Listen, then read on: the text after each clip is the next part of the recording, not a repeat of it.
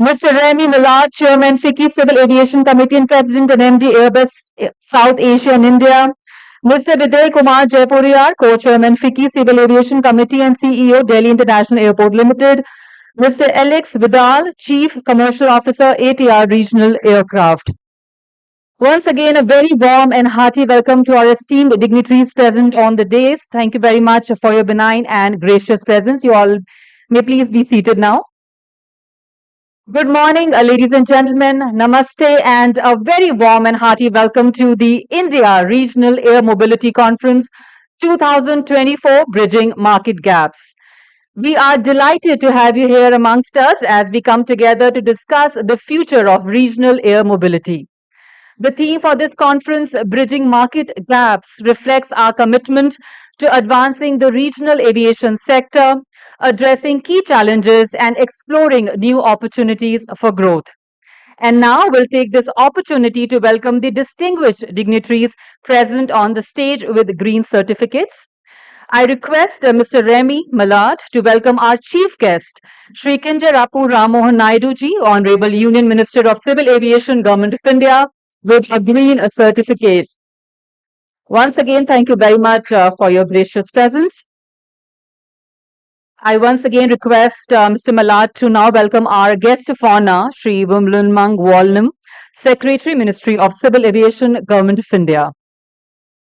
Kindly keep the applause going, ladies and gentlemen. The Green Certificate is a FICCI initiative wherein a grove of 10 trees each will be planted at the Ecotourism Songmo, Sikkim, India in the name of the honorable dignitaries. Thank you, Mr. Malad, for doing the honors.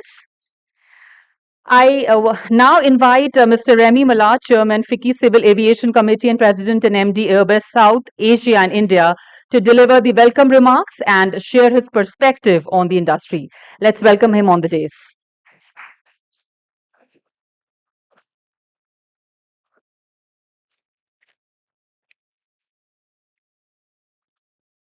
Honorable Union Minister for Civil Aviation, Shri Ramohan ji, respected Secretary Civil Aviation, Shri Walnam ji, senior officials of MOCA and the Government of India, my industry colleagues, ladies and gentlemen, good morning and a very warm welcome on behalf of FICCI to this very significant conference dealing with a subject that is very much at the heart of India's aviation ambitions, regional air mobility. Well, as you know, much of India's spectacular growth for the last years has come from domestic traffic connecting the metros and the big cities of India. I think we've done well and will continue doing well, increasing the capacity on these routes. The next phase of growth for the Indian aviation industry will be obviously the international market. By ordering long-haul and wide-body aircraft, the Indian carriers are laying the foundation for India to become an international hub. But the next level of game-changing aviation growth for India will be the regional markets of UDA. India is an ideal market for regional connectivity because of its geography, its demography, the urbanization trend, and the economic growth. India has a large amount of tier 2 and tier 3 cities distributed all over the country, with a typical intercity journey below 400 nautical miles and some remote areas. By 2030, India's GDP per capita will have increased from that of a lower middle income country to an upper middle income country. India is witnessing rapid urbanization that will go from 35% in 2020 to a projected 40% in 2030. India is also having one of the largest young populations in the world, which has a great propensity to travel. Many of the new flyers of tomorrow who will feed the amazing growth of our industry will come from tier 2 and tier 3 cities and will fly UDAN routes. Regional air connectivity in India is not an article of faith. This is the right time for the development of regional air connectivity in the country. And by the way, regional aviation is not in competition with roads and railways. They just complement each other. Multiple competitive solutions are now available on the market, from helicopters to turboprops to smaller jets, with the training, the maintenance, and the leasing infrastructures being developed. But most importantly, the government of India's UDAN policy provides the perfect enablers and a professional environment to make regional air travel affordable and accessible to everyone, and to attract sustainable investment.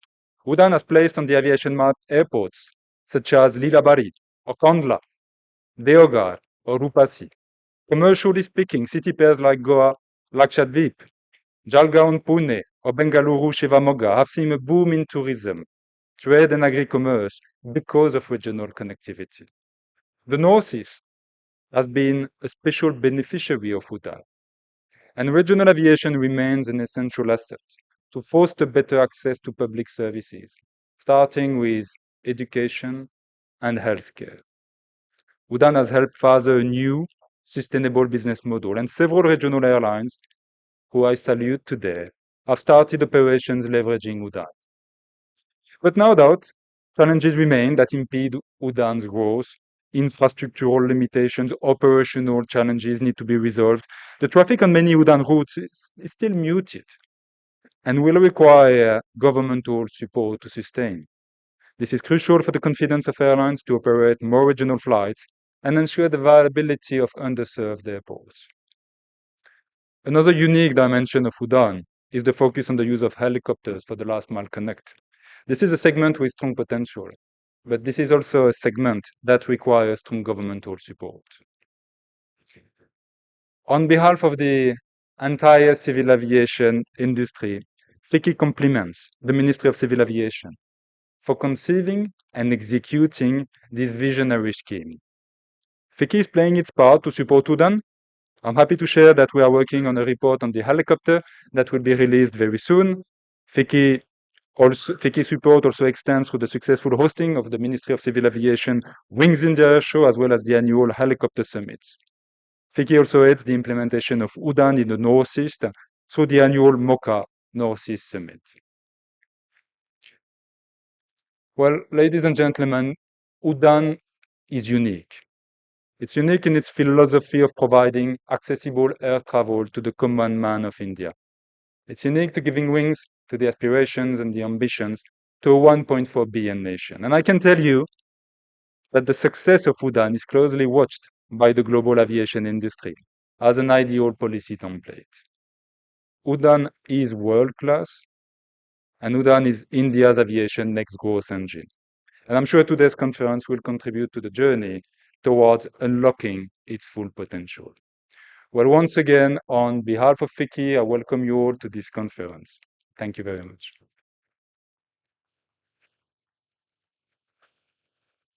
Thank you, Mr. Malad, for your warm welcome and setting the tone for this very important event. Next, we will hear from Mr. Alex Vidal, Chief Commercial Officer, ATR Regional Aircraft, who will provide valuable insights into the regional aviation landscape. Let's all together welcome him on the dais.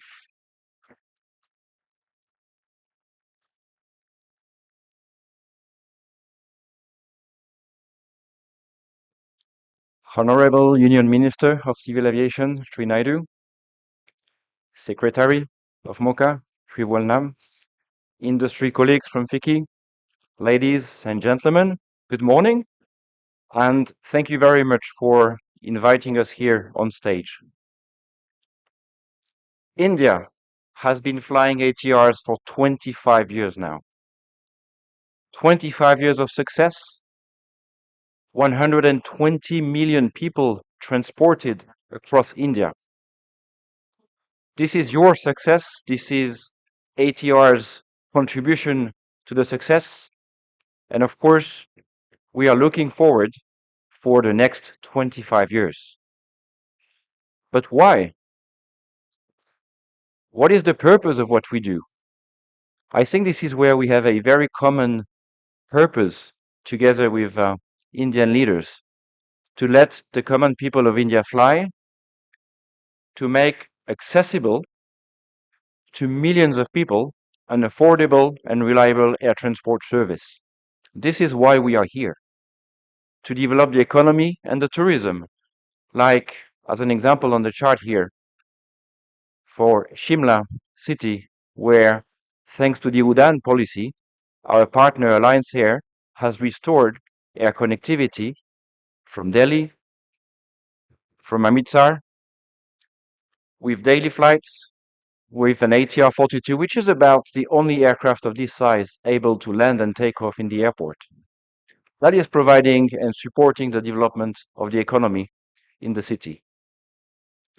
Another example would be providing a lifeline to communities, as an example here in Agati Island, where here again, thanks to the Udan policy and the relevance of the product, our 3 ATR airlines are operating daily flights to and from Agati, to Kochi, Goa, Bangalore, with an ATR.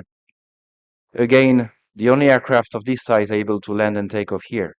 This is what we mean by providing lifeline to communities, no matter how remote they are, and in a much more efficient transportation than any other modes of transportation. And I could go on and quote many other successful stories here, since in the past 5 years, our aircraft have contributed to create more than 200 new city pairs across India, 200 new routes. To put this in perspective, imagine that this is way more than the number of routes that have been opened by all other jet aircraft combined. This is what makes the product relevant to support the regional connectivity scheme of India, because it provides the right capacity for opening thin routes with moderate demand, and also the unrivaled economics. If you would need to remember one figure, remember that a turboprop like ATR consumes 45% less fuel than a similar size jet aircraft like E175. 45% less fuel. That is 45% less CO2 emissions for the planet as well. And this is why our turboprop technology is the most adapted to continuing to open new routes across India. This is for past and present, but of course, the future is even much more promising. And I'll do a bit of a spoiler here for the next sessions later on today. We have been doing some research and big data analytics to understand and identify the places where demand would be the largest for additional regional connectivity. We've been seeing a potential right now for another 300 new city pairs identified, corresponding to about 80 million additional annual passengers in regional air transportation. We will disclose what's behind the green dots later on today, but this is just an example to show you the magnitude and the potential of regional connectivity in India. So what are the enablers? What are the key to succeed in making air travel accessible to millions of people? Many ingredients, but some key ingredients, of course.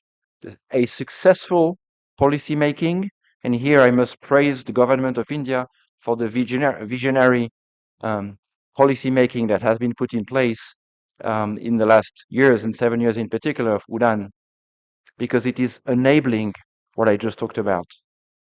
Coming with this, of course, the development of the infrastructure, namely on the airport side with the creation of new airports, but also the accessibility to airports and the accessibility of takeoff slots for regional connectivity, including in Tier 1 airports. That is very important as well to continue to deploy regional air connectivity. And third, of course, among other ingredients, having the right competitive products and operations to sustain an affordable air connectivity.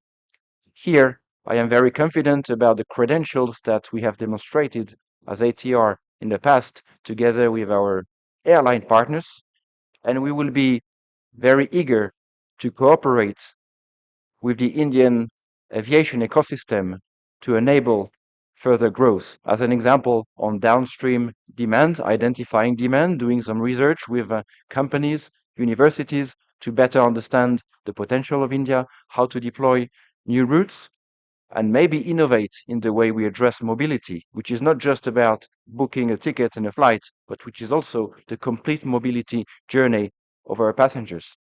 That's an area which we are eager to explore. And upstream, in supply as well, to be partnering with companies and industry, as an example, on supply chain and component manufacturing, because we know what is the potential of India. We've been ourselves experts in regional air transport for many years, and of course, we want to be a partner of success. India has an incredible potential, has visionary leaders to drive that ambition, and we want to be the partner of choice to deliver on that ambition. Thank you very much, and I'm looking forward for the day.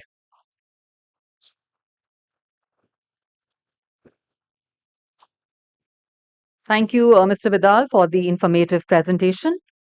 Ladies and gentlemen, we are privileged to have with us Sri Vimlan Mang Walnam, Secretary, Ministry of Civil Aviation, Government of India. Please join me in welcoming him for his address.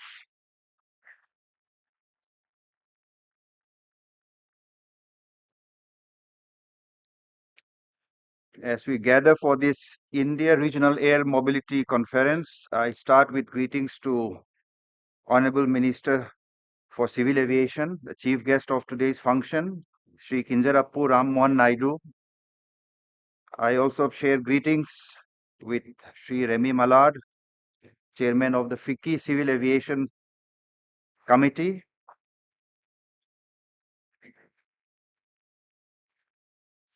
Mr. Alexis Vidal, Chief Commercial Officer of the ATR Regional Aircraft, Mr. Videha Kumar Jaipuria, the co-chair of the FICCI Civil Aviation Committee, and all the distinguished participants who are here in this hall. I can see that the importance that has been given to this program, and I thank all of you. I greet all of you. The major organizations that are represented, I think some few countries are also represented, and different agencies who are represented. Very warm greetings to all of you, and really we are looking at bridging the market gaps in regional connectivity. So greetings to all of you. Very briefly, the message that I wanted to share this morning as we start off this program is that the growth of aviation in India has been robust for quite a long time. If you go back about 2 decades, that is the data for about 20 years, it has been growing at 10% annually. So it's a robust foundation on which we meet today. If you remove the COVID years, that 10% goes up even more to about 11%.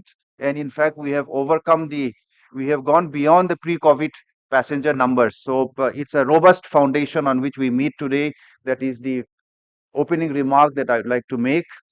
And having the good fortune of that robust growth, the good thing which has been done over the last 10 years is very proactive steps. Government has taken steps, created the framework, private entities have come forward, and we have doubled the number of airports. So really the robust air passenger growth which we had has been developed into doubling of our airports. The private airline operators have also stepped in. They have already doubled the number of aircraft and intend to increase even more by ordering huge number of aircraft. So we are at that point where discussing about regional air connectivity, I think, is the opportune moment. On the government side, besides the airport development, schemes like the UDAN have been brought in.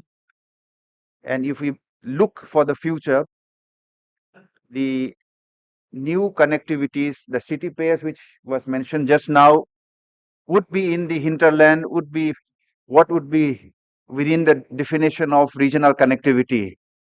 We have on our part identified about 106 new airports, new airstrips which can be developed, and these are really all where the regional connectivity type of flights would majorly be operating. So really, from the foundation of robust growth of almost 2 decades to the very proactive steps of the last decade, I think we are at the right moment.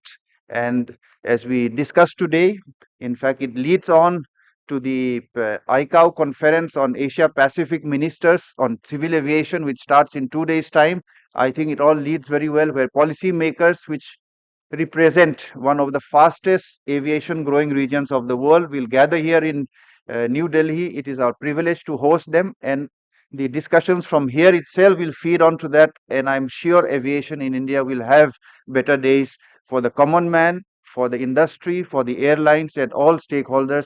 Thank you very much, and all the best. Thank you, Shri Walnam, for your inspiring words. We are honored to have with us today Honorable Union Minister of Civil Aviation, Government of India. A visionary leader, Sri Kinjarapu Ram Mohan Naidu, has been instrumental in shaping policies that are driving growth and transformation of India's aviation sector. Ladies and gentlemen, please join me in welcoming our Honorable Minister to address the gathering with a thunderous round of applause.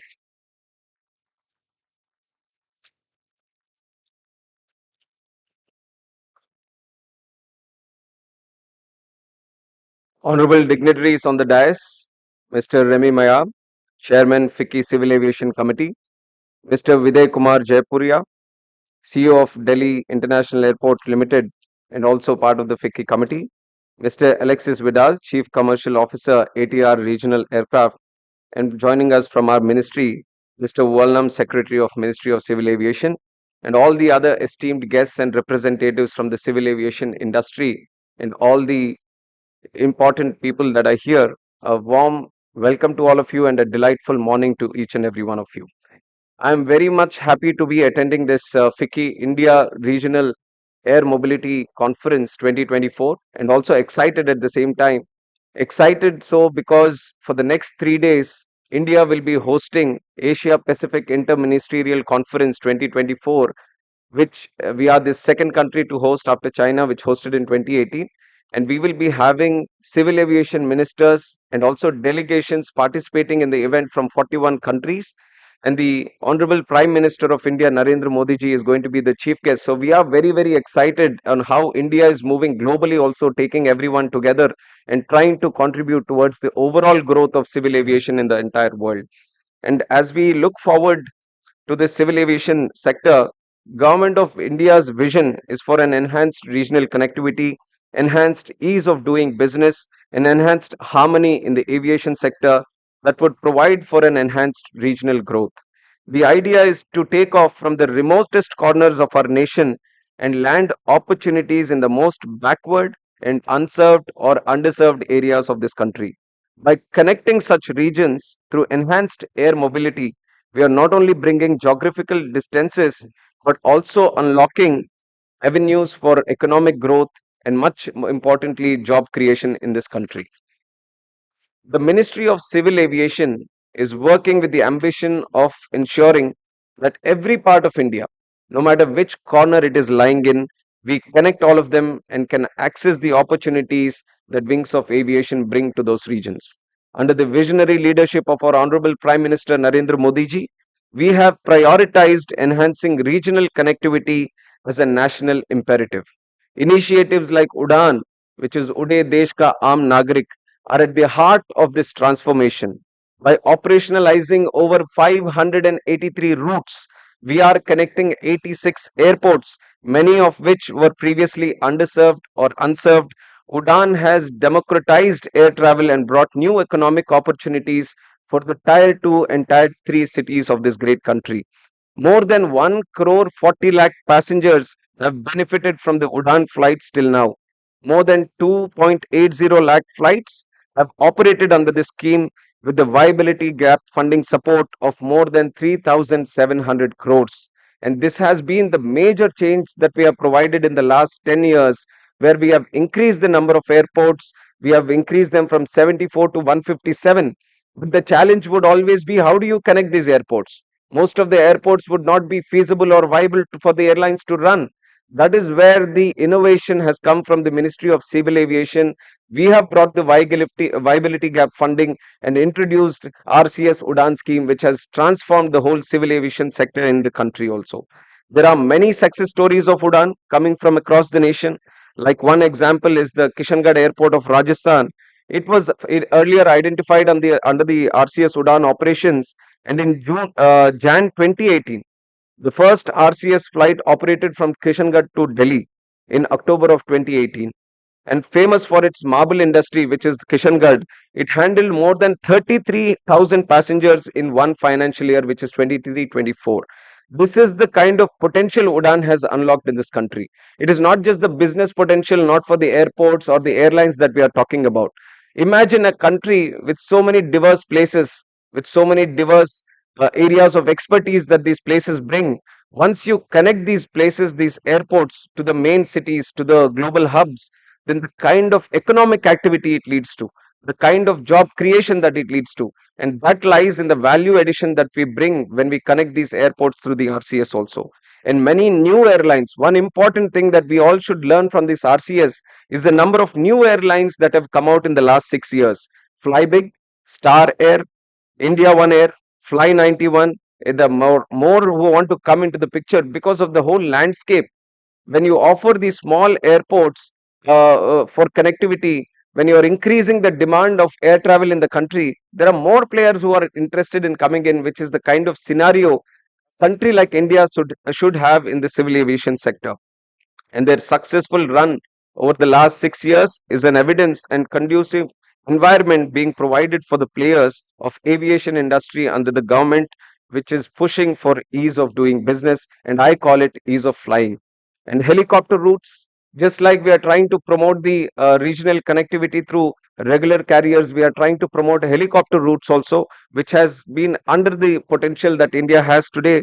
We are connecting it through the Udan, where there is a difficulty of building an airport, where there is a difficulty for an aircraft to land. We are trying to connect those hinterland areas, the difficult terrain areas, the northern areas which are lying in the next to the Himalayas. We are trying to build these heliports, and the way that we are connecting is including them also in the RCS Udan scheme. And in Udan 5.1, it is dedicatedly expanding helicopter services in the hilly areas to stimulate tourism, hospitality, and also local economic growth. 60 helicopter routes have also been operationalized under Udan. That is a very impressive figure, I believe. And the launch of comprehensive seaplane guidelines. If you see, in the last month of August, we have reworked the guidelines which were there initially for operational of seaplanes. We have talked to we have taken feedback from the seaplane operators who were operating before, and then we tried to change the guidelines a little bit, tweak them a little bit, so that there can be lot more activity going under seaplanes also. And India, having such vast, diverse water bodies, and also the coastline which is so big, we have an impressive place for seaplane operations in the future also, and we want to tap into it. That is why we changed the guidelines, and we have put seaplane routes also under RCS Udan, where we feel that that is going to help operationalize and further boost the activity in the seaplanes also. And that is one thing where these guidelines open up new routes for connecting hard to reach locations like the islands of this country, riverine regions, and areas with very limited airport infrastructure. And with the reduced operation costs, airlines benefit from concessions on airport charges, reduced reduced VAT, and excise duty on aviation turbine fuel, where some states are actively doing it, with the financial support to bridge the gap between operational costs and expected revenue. Udan has been truly a milestone in India's civil aviation sector. And one thing I want to tell you is that we have seen how it has progressed in the last 7 years since its launch. And we see that in a country like India, where we are already operating with 157 airports, including heliports and water aerodromes, we want to further develop more airports. We are imagining India being at a place where it can operate 350 to 400 airports in the coming 20 to 25 years. And again, the challenge for us is going to be, how do you connect these airports when there might not be economic feasibility between them? That is why our vision is to extend RCS Udan scheme for further 10 more years, And when this is going to end in 2017, we are already preparing with new program where it gets extended for another 10 years. And whatever little minor feedback that we are getting from this RCS Udan, we are going to include it and make it much more impressive, not only for the civil aviation sector, not only for the airports, not only for the airlines, but keeping in mind the common man of this country and making it more affordable for them. That is the idea with which we are going to extend, push for the next set of RCS Udan scheme in the coming future.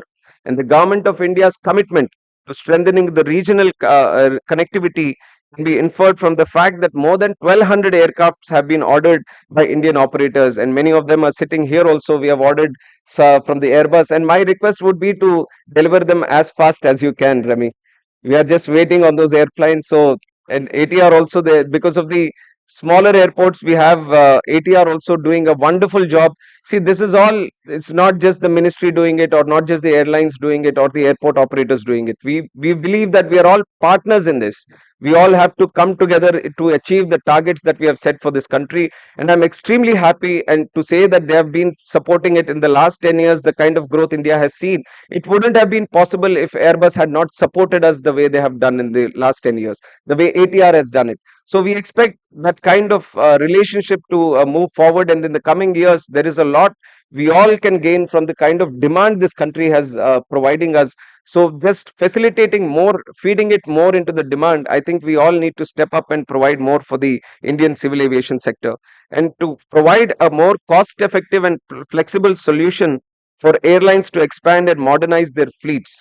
Without the substantial financial burden of purchasing aircrafts, government have also announced initiatives available for leasing through IFSCA, including 100% tax holiday for a period of 10 years also. And other than that, we also are looking at the Cape Town Convention, which has to be ratified from the government of India. So we are actively pursuing it and working on it.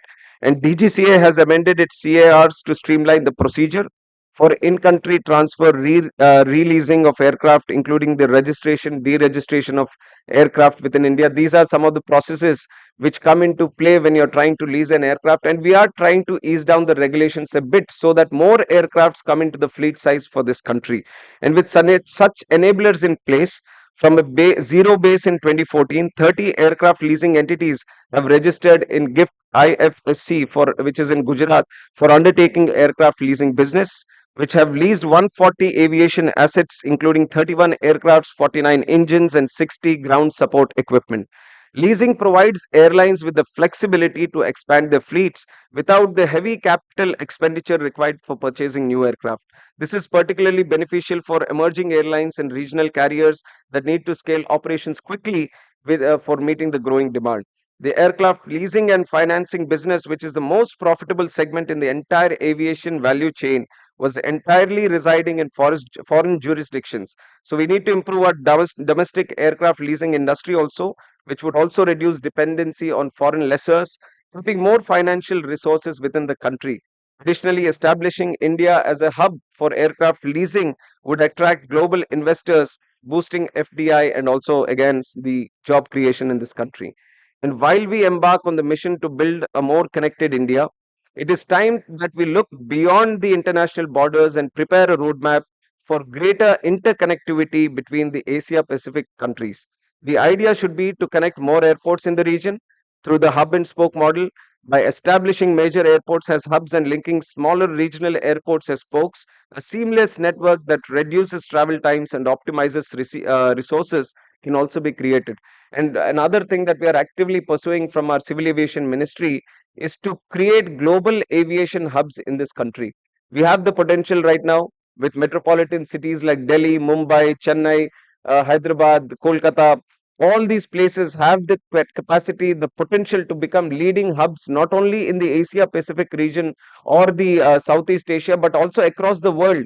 India is a strategically located location, and we have to utilize the potential that it holds. So here we are trying to partner with the airlines. We are trying to encourage them into having those kind of connections and creating that infrastructure which is needed in the country, so that we become one of the global aviation hubs, leaders in the global aviation hubs in the whole world itself. The region is expected to become world's largest aviation market by 2035, with 3.5 billion passengers annually. This is the Asia Pacific region. Despite this growth, there are some common challenges in front of us, like the market imbalances, the infrastructure gaps, and regulatory hurdles, which can be addressed through collaboration and partnership. We all have to learn from each other. That is why conferences like these, which FICCI is strongly promoting and trying to bring everyone together, the ministry, the airlines, operators, people in the industry, the businesses, putting everyone together and trying to discuss, deliberate, and come out with valuable solutions so that we all can collectively move forward. And one of the focus areas for our collaboration could also be sustainable air travel. Sustainability should be at the heart of our aviation strategy. As global efforts to reduce carbon emissions intensify, it is imperative that the Indian aviation industry also embraces environmental friendly practices. Delhi's India Indira Gandhi International Airport and Mumbai's Chhatrapati Shivaji Maharaj International Airport have already achieved carbon neutrality, setting benchmarks in environmental stewardship.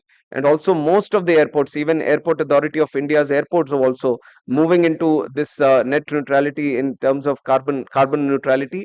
We are having our own solar mega plants, power plants inside our airport premises, so that we can achieve this target. And this is something we are actively pursuing also, and trying to achieve that all airports become carbon neutrality in terms of production of carbon dioxide. And the Government of India is also promoting adoption of sustainable aviation fuel SAF, which has also been in discussion for a long time. And we all, the industry would be aware that the target is to blend 1% of SAF with jet fuel in 2027, 2% in 28, and 5% by 2030. So the roadmap into getting these mandate to be done, we are pursuing. We are in discussion, collaboration with the Ministry of Petroleum, and we want to lay out the roadmap so that the industry also can pitch in as a partner in trying to achieve this Corsair mandate of 1% by 2027 SAF. And we feel that it is a need within the aviation industry that we achieve the environmental friendly practices and be one of the primary leaders in this also to the whole world.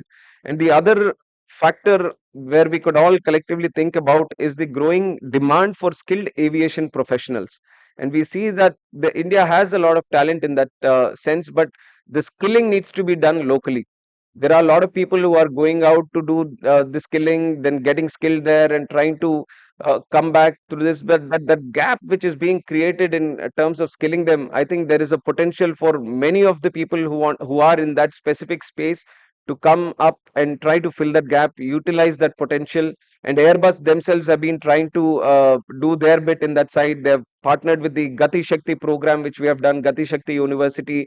They are helping us into encapping our engineers with proper aviation skills. And also yesterday, day before yesterday, they have done an agreement with IIT Guwahati in Assam, where they're trying to improve the skilling of the Indian engineers and creating more such programs which will directly intake all of the Indian talent pool into civil aviation industry. So that is one area that we all need to collectively work on, how to improve the skilling demand that the country is going to provide.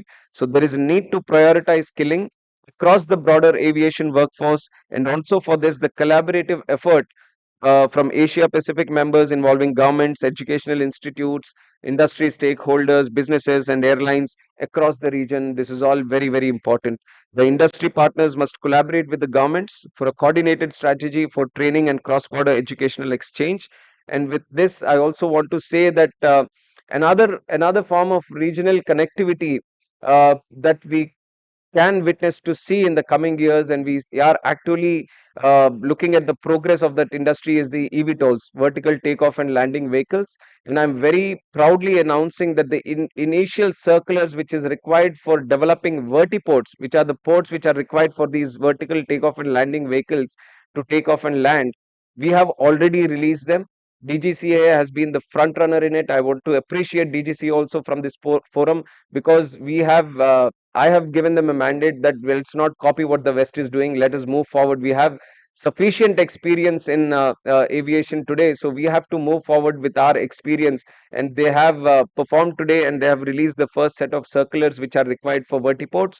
Just want to say that we are actively moving towards making it a reality, and if not for longer regional routes, at least within the city, I think these can provide us with a very strong aviation mobility, air mobility network, that at least in metropolitan cities like Delhi or Mumbai, which road travel becomes very congested or other travels become very time consuming, it is going to provide us with an alternative way of traveling. So we are actively pursuing in that. Maybe in the coming years also, or the coming months, we are going to further discuss more on it and how to promote it in the coming future. So there are a lot of things that are happening in civil aviation industry. Another thing I would slightly mention is that when we're talking about regional air mobility, we also want to promote regional aircraft also.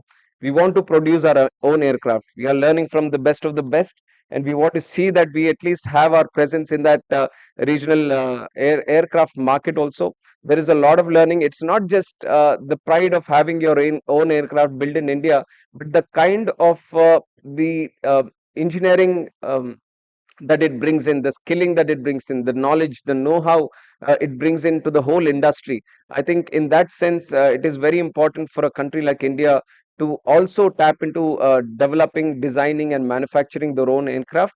And so this is one area that we are actively pursuing. If you look at India, we are probably having 20 crore passengers per year, and US on the other side, it is having up to 80 to 85 crore per year. You look at the statistics where the population of US is around 35 crores, but India is like already 145, 150 crores.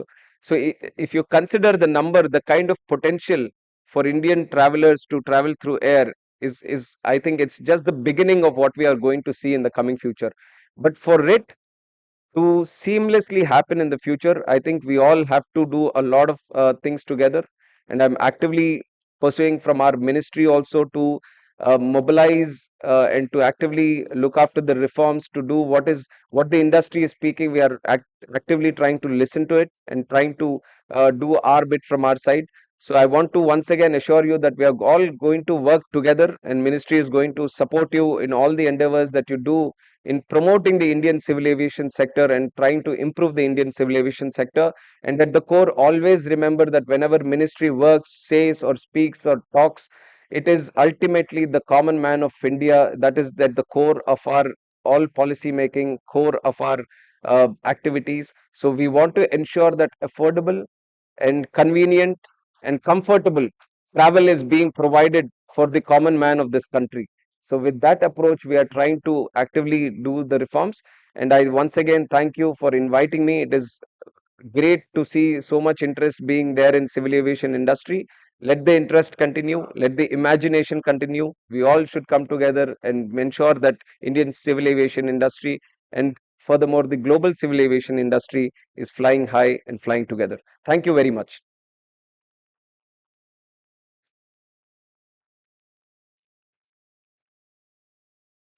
Thank you, Honorable Minister, for your remarkable address.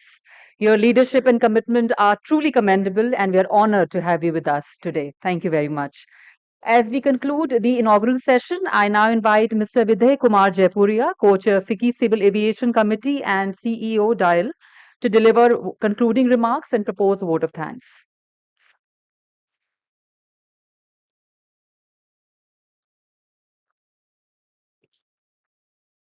Chief guest, Honorable Minister Sri Ram Mohan Naidu ji, guest of honor Sri Goel Naim ji, other distinguished guests, industry leaders, and esteemed colleagues. As we conclude this inaugural session of the India Regional Air Mobility Conference, I would like to extend my heartfelt gratitude to all of you for your presence and participation in this important gathering. The theme of the conference, Bridging Market Gaps, is not just timely but essential. As India continues to experience unprecedented growth in the aviation sector, it is imperative for all of us to focus on enhancing regional connectivity, to ensure that the benefits of air travel actually goes to the common man, as rightly stated by Honorable Minister, and particularly in underserved and remote areas. The conference serves as a crucial platform for addressing the challenges and opportunities that lie ahead in achieving this vision. Our discussion today will delve into the strategies and innovations necessary to bridge these market gaps, from improving infrastructure and operational efficiency to embracing new technologies like sustainable aviation fuels and drones. By fostering collaboration between government bodies, industry stakeholders, and regional partners, we can create a more inclusive and sustainable aviation ecosystem that drives economic growth and social development across the country. First and foremost, I would like to thank our chief guest, Honorable Minister Sri Ram Mohan Naidu ji, for his inspiring address. It was visionary, sir.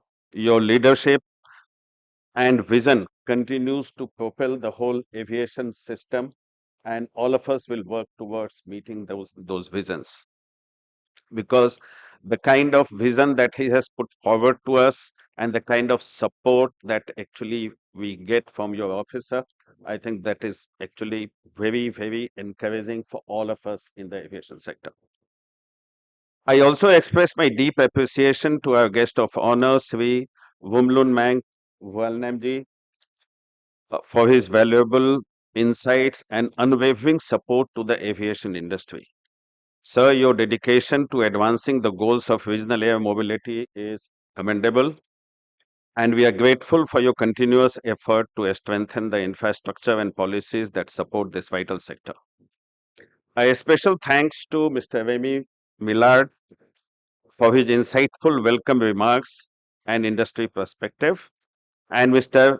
Alexei Vidal for taking us through how ATR has progressed in the country and what are the other opportunities in terms of connecting the remote locations. I would also like to acknowledge the efforts of FICCI and all the stakeholders involved in organizing this conference. Your commitment to fostering collaboration and innovation within the aviation sector is truly admirable. Finally, I extend my deepest thanks to all the delegates and participants who have joined us today. Your engagement and contributions are what makes events like these successful. We look forward to the discussions ahead in the coming sessions, which will undoubtedly pave way for the new ideas and solutions to further enhance regional air mobility. Thank you once again for being a part of this journey, and I wish you all a productive and insightful conference. Thank you. Thank you, Mr. Jaipuriar, for your gracious words. I request the esteemed dignitaries to please come forward for a group photograph. To please come forward and come together for a group photograph. Ladies and gentlemen, once again, a round of applause. And let's all together thank them for their time and support. And as our chief guest of honor, and other esteemed dignitaries prepare to leave, I request all our delegates to please remain seated. They'll be visiting the marketplace outside of this hall, so I request all of you to please be seated.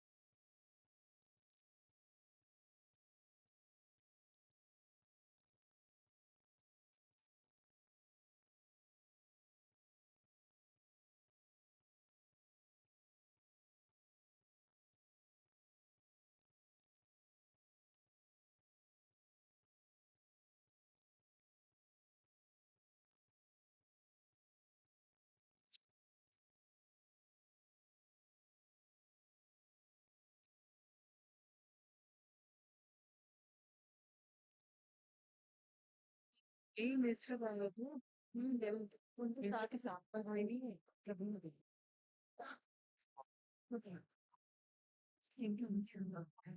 మనం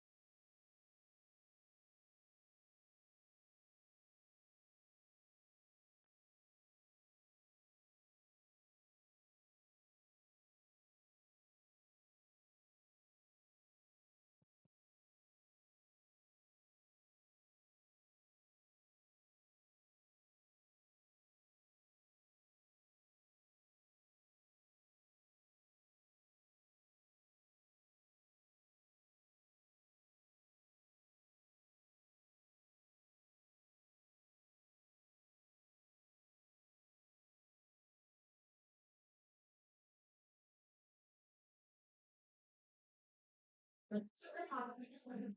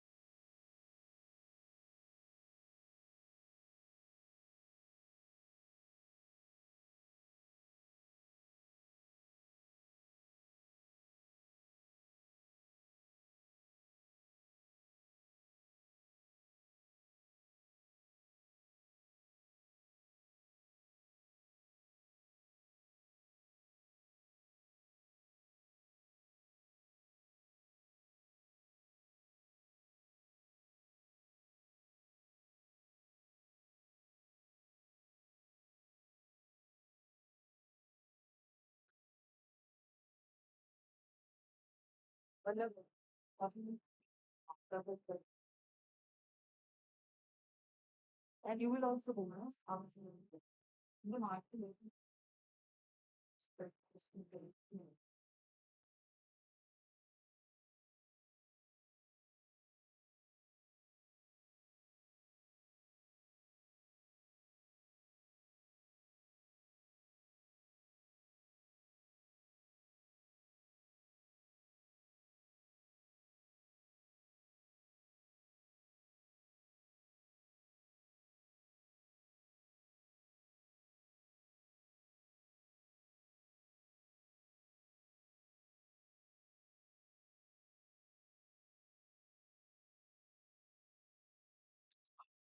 I started off. I do that thing like thing. So I decided to learn then she invited me to lead the session. This video was coming in this time. What's wrong?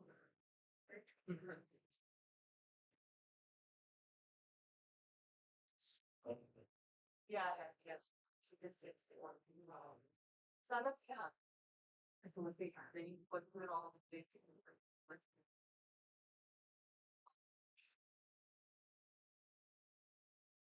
yeah, conferencing within the government that you are trying to reach of the growing materials are forming from before the community. So the command of you name the same. Moving is a reference there.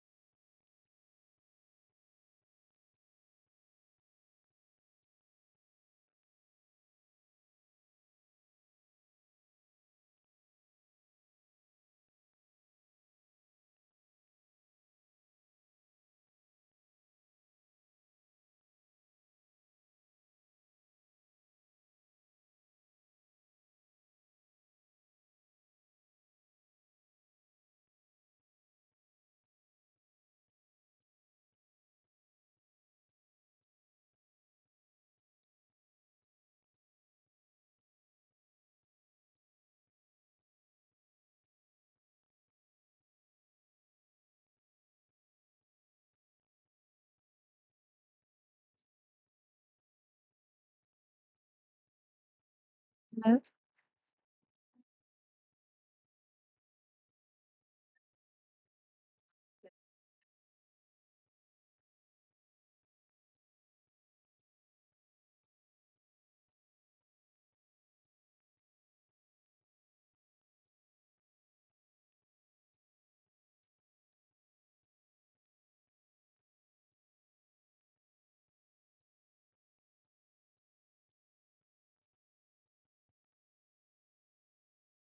We request all our esteemed delegates to please be seated as we'll start with the first seminar for the day in next 2 minutes. I request our delegates to give a quick call to your colleagues and request them to join you inside the hall as we are starting in next 2 minutes. There are two seminars lined up for the day, and then we'll conclude with lunch. As we are already running behind schedule, so we request your cooperation. Kindly be seated and help us start the first seminar for the day, focusing on demand for regional connectivity and benefits to the community.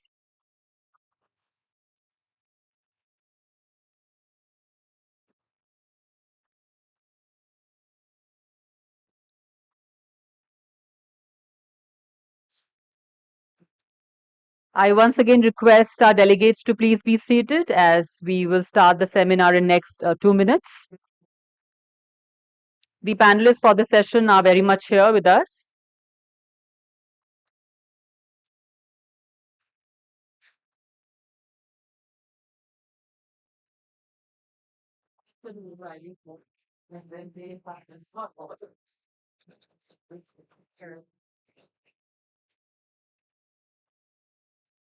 But once we'll start with the interview next 10-15 minutes.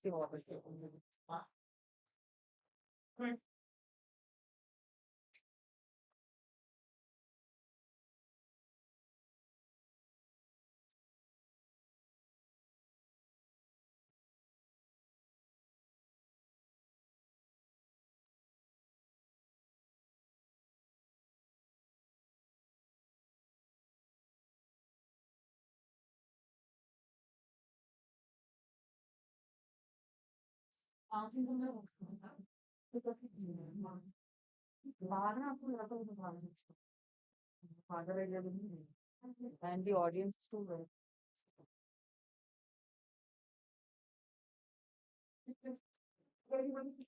हाँ आए बच्चे answer से यहाँ ring the bell outside.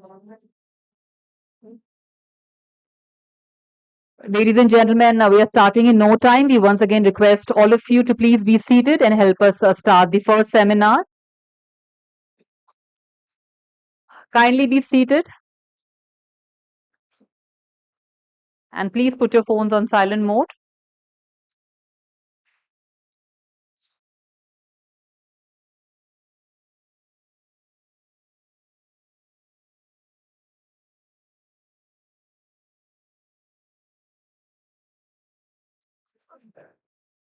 I just handed over to her like 5 minutes ago. वैसे when we start then we will start. Shall I? Now we are. Because the announcement we can't hear outside the hall. So I just of inside me.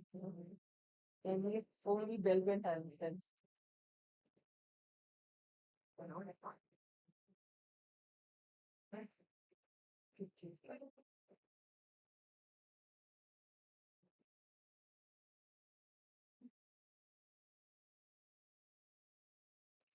We request all our delegates to quickly please be seated and help us start the first seminar. We are already running behind schedule, so we seek your cooperation. Kindly be seated.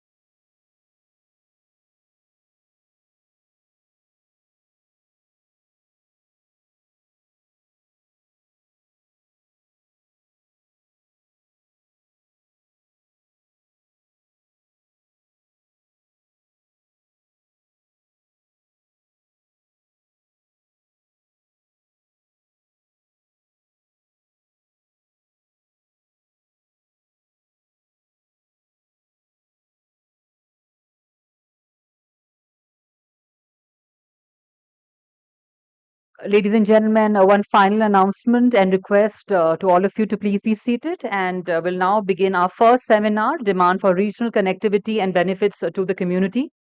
May I now invite Ms. Marta Sabin Miralles de Imperial, Market Strategy Director at ATR, to take the stage and lead the seminar. Can we all please welcome Ms. Marta on stage?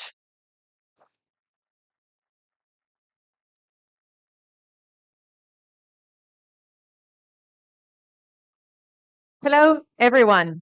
It is a pleasure to introduce the first seminar of this conference, Demand for Regional Connectivity and Benefits to the Community. For that, I would like to call on stage my fellow colleagues, Alexi Vidal, Chief Commercial Officer at ATR, and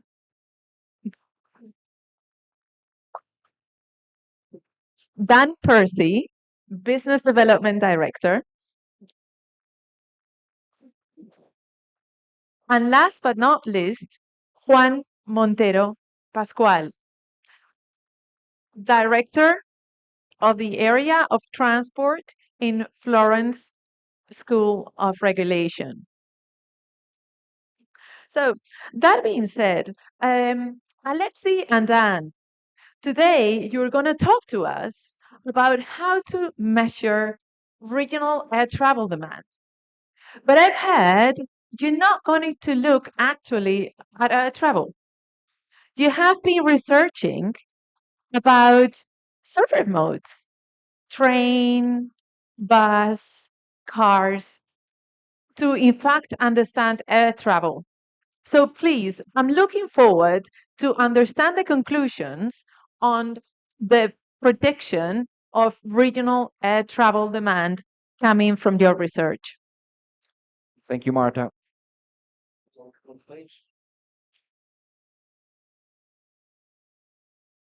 Thank you, Marta. Yes, we have been researching for what we are going to present, which is insights into regional mobility in India. First, it's probably worth redefining what we mean by regional mobility. So we've been researching, and you see on the right-hand side of the chart, the distribution of intercity trips in India.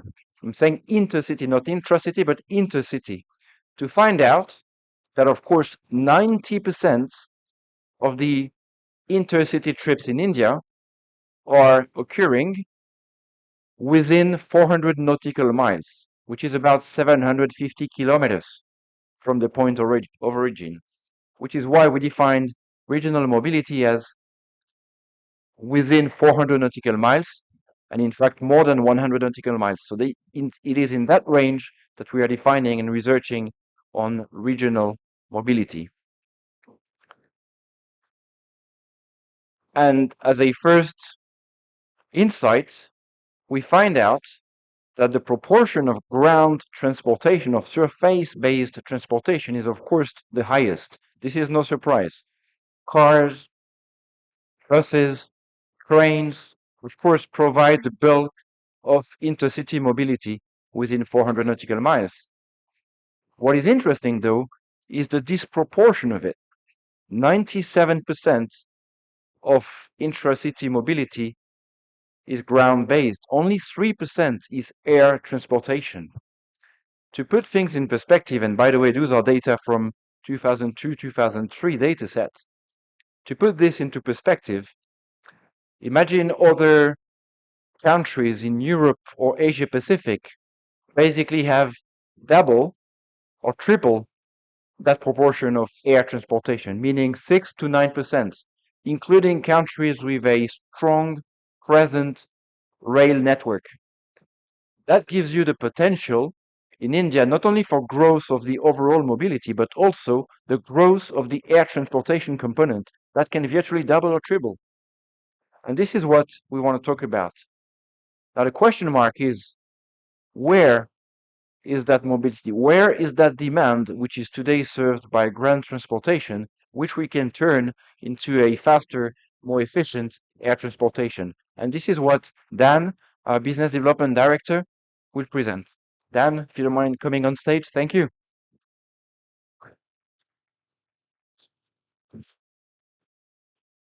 Thank you, Alexi. Yes, so as Alexi said, it's a puzzle.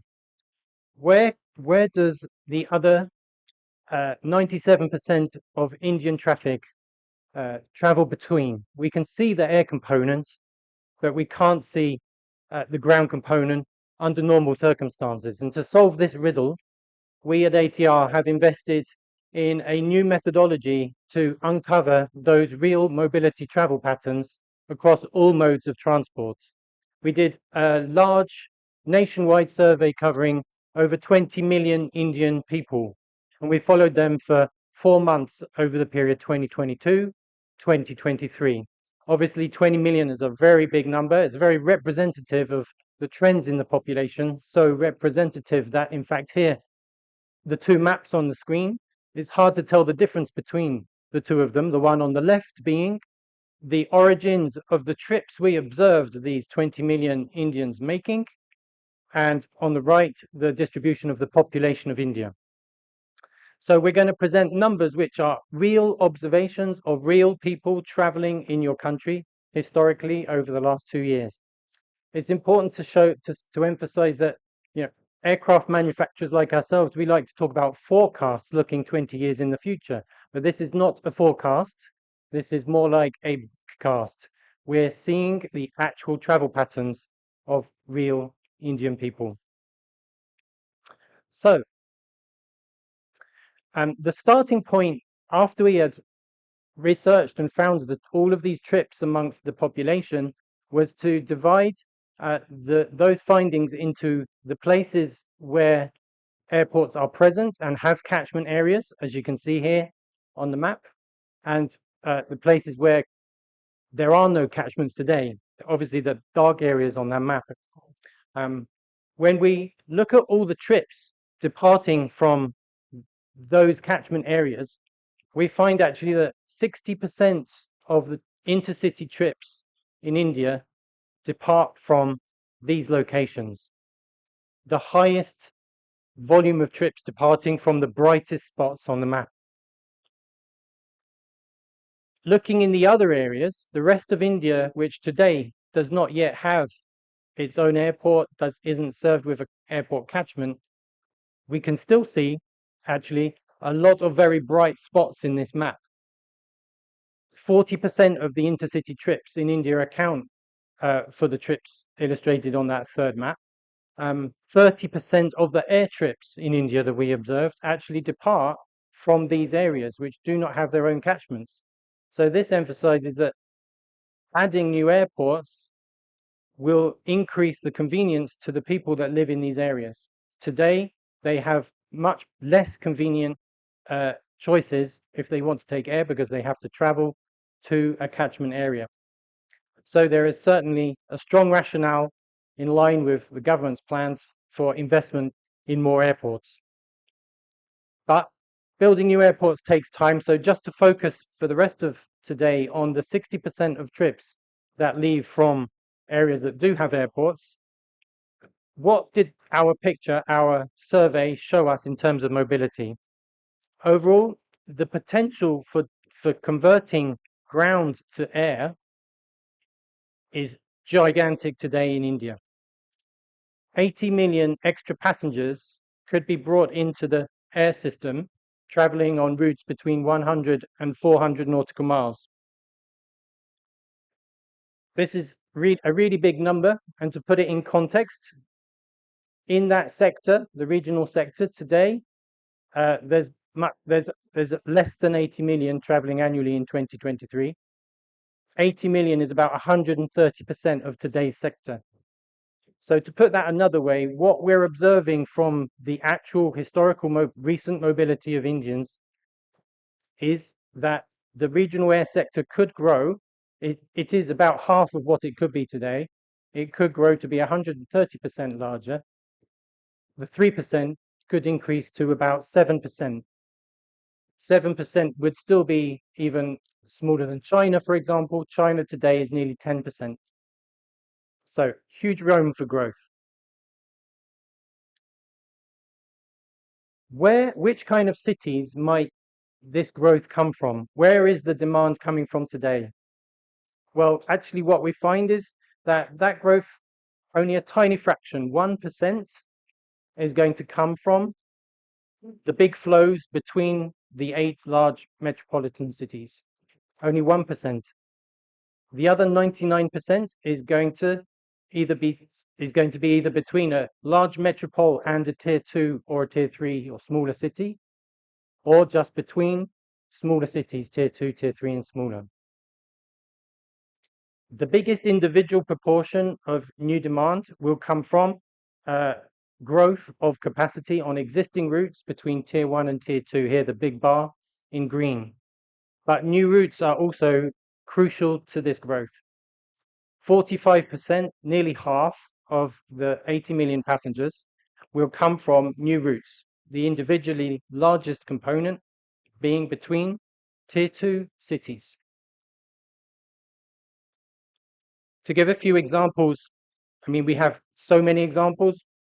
Over 300 new routes, as Alexi mentioned, we believe will be created just based on existing traffic flows that we have observed, such as Cochin-Mangaluru. Today, no direct flight, although in our modeling, in our survey, we see demand for 2 daily flights. This could be a saving of 6 to 9 hours for the passengers who could take a plane.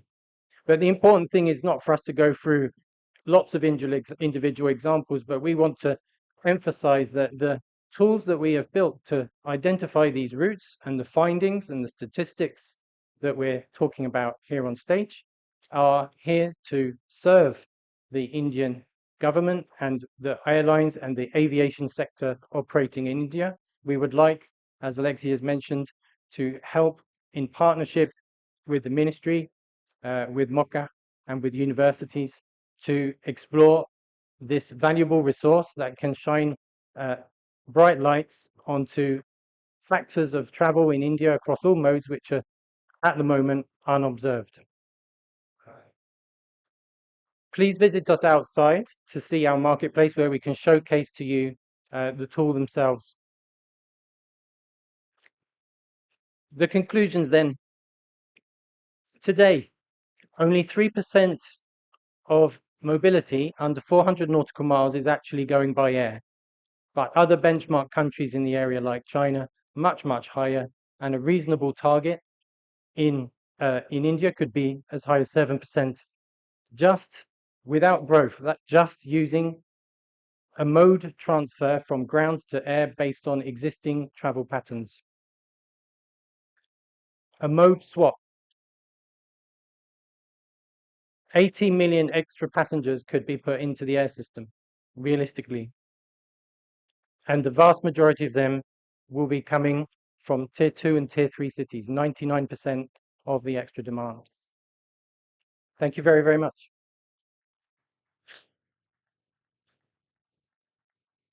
Thank you, Dan. Thank you, Alexi. So now we understand better the size of the opportunity to connect secondary to secondary cities in India. But air travel is not only about demand, it's also about what it brings. Because we like to travel. We like to visit friends, to visit family.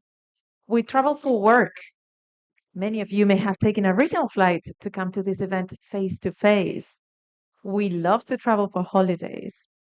And all that brings socio-economic benefits to the communities.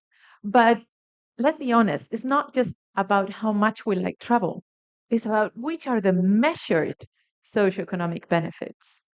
That brings me to introduce Professor Juan Montero Pascual, that would tell us about the reality of the academic research underpinning the socioeconomic benefits of aviation.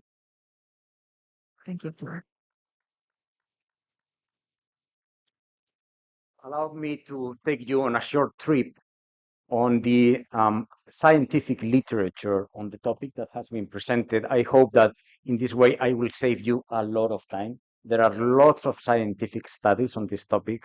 I've run through most of them, and I will try to present to you just in 15 minutes in a nutshell, what are the conclusions of all these studies? Um, there are very clear there is a very clear correlation between air connectivity and mostly economic growth. And this is very obvious. Now it is more challenging to measure it and really identify if there is some kind of causation behind this correlation. This is the big challenge. There is a lot of scientific literature identifying that economic growth brings growth in air connectivity. There is a causation, it's not just a correlation. Now, what is more interesting is that it has been identified also that increase in air connectivity will bring economic growth. And there are studies that even measure that economic growth. There are studies, for instance, that have identified that a 1% increase in air connectivity in a given country will increase GDP in 1%. So it is a very powerful economic tool to increase growth, economic growth in a country. Therefore, it has been identified that this correlation between economic growth and their connectivity runs in both ways. And there is a positive, what is called feedback loop. So the more economic growth you have, the more demand you will have for air connectivity, but also the more air connectivity introduced, the more economic growth you will have. As a consequence, it is universally understood in the economic literature that policymakers and public authorities have the opportunity to accelerate economic growth, have the opportunity to accelerate this positive feedback loop by investing in air connectivity. Because if you invest as a country in air connectivity, you will accelerate economic growth. So this is this consensus in economic literature, in scientific literature, about this interconnection and this what is called this bidirectional causality relationship. Now, it is very clear, and there is no doubt in the economic literature, and I think it's quite, I mean, everyone, even the more common man, will understand that as a country develops and grows economically, that economic growth will cause an increase in air connectivity. There will be more demand for air connectivity. Now, I would like to bring you some more recent literature underlying a second fact, which I think is more interesting, and it's that there is literature, particularly in emerging countries, underlying that, yes, it's true, it works the other way around. If you invest in air connectivity, you will accelerate, you will spur economic growth. But now, economic literature in emerging markets, which is more recent and is not as common as scientific studies in fully developed countries, this more recent economic literature focusing in areas like Latin America, Mexico, Argentina, South Asia, it points that not all air connectivity is equal in terms of creating economic growth. There are some air connections that spur more economic growth. There are some air connections that do not deliver so much in terms of economic growth. Now, what are the lessons? This economic literature identifies specific investments in air connectivity that could accelerate economic growth. There is one very basic element, tourism. If you have some interesting areas in the country for tourists and you provide air connectivity to those areas, you will have an immediate, very strong growth, economic growth in those areas. And this is one of the fundamental elements in literature. Invest in air connectivity to potentially tourist areas. Now, the other consequence, the other element identified in economic literature is more complex, and it is the fact that the more an area, a service, a specific market is underserved, if you introduce connectivity in those underserved segments of the market, you will get stronger economic growth. So if you introduce air connectivity in an area that is densely populated, that has some economic activity, but no air connectivity, and you introduce the first air connectivity in that area, the impact in terms of growth will be much stronger. If you just reinforce air connectivity in areas that already have connectivity, maybe they already have an airport, and the catchment area, you have a city in a catchment area of an airport. If you introduce a second airport, then of course you will get some growth, but it will not be as relevant as when you provide a service for an underserved region.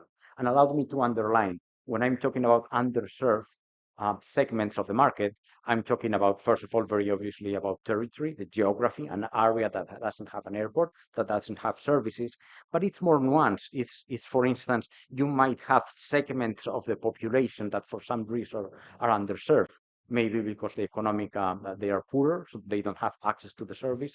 So it's not about geography. It's not only about geographic connectivity. It is about underserved segments for any reason, geographic, in terms of specific segments of the population, etc.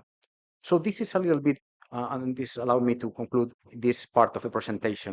This more recent economic literature, scientific literature, identifies that yes, bringing more air connectivity, investing from the public authorities in air connectivity will bring economic growth. But not air connectivity is the same in terms of creating this economic growth. So what does it mean in terms of policy?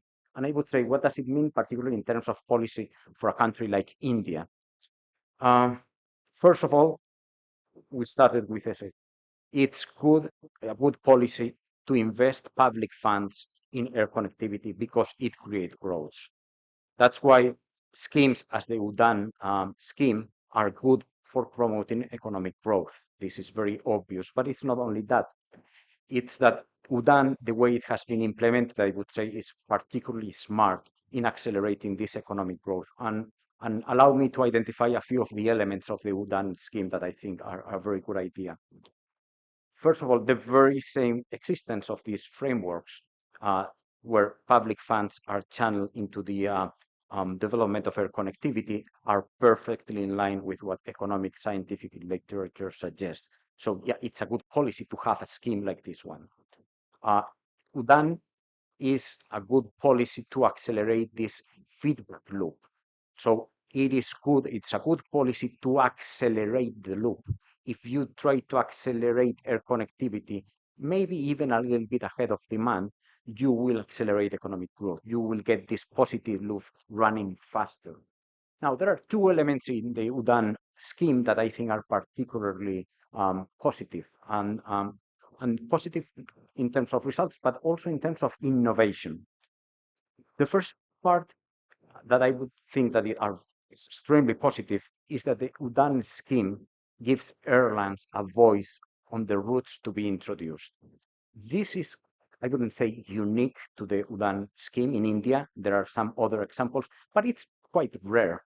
Usually public authorities want to have a voice. They want to decide. They want to be fully prescriptive, telling airlines, these are the airports I want to develop, and these are the routes I want you to support. So I will give you money to do what I want you to do, which is to connect this, for instance, this specific route connecting these two cities. And there are maybe good reasons for it, but sometimes public authorities are not very well positioned to understand what are the best routes to be introduced. So this idea in the UDAN scheme to give airlines a voice in the identification of the routes, I think it's a very good idea, and it's one of the reasons behind the success of the scheme, because airlines usually are closer to the market, to demand. They know better what are the potentials of the local market. So this voice for airlines, I think it's a very good choice.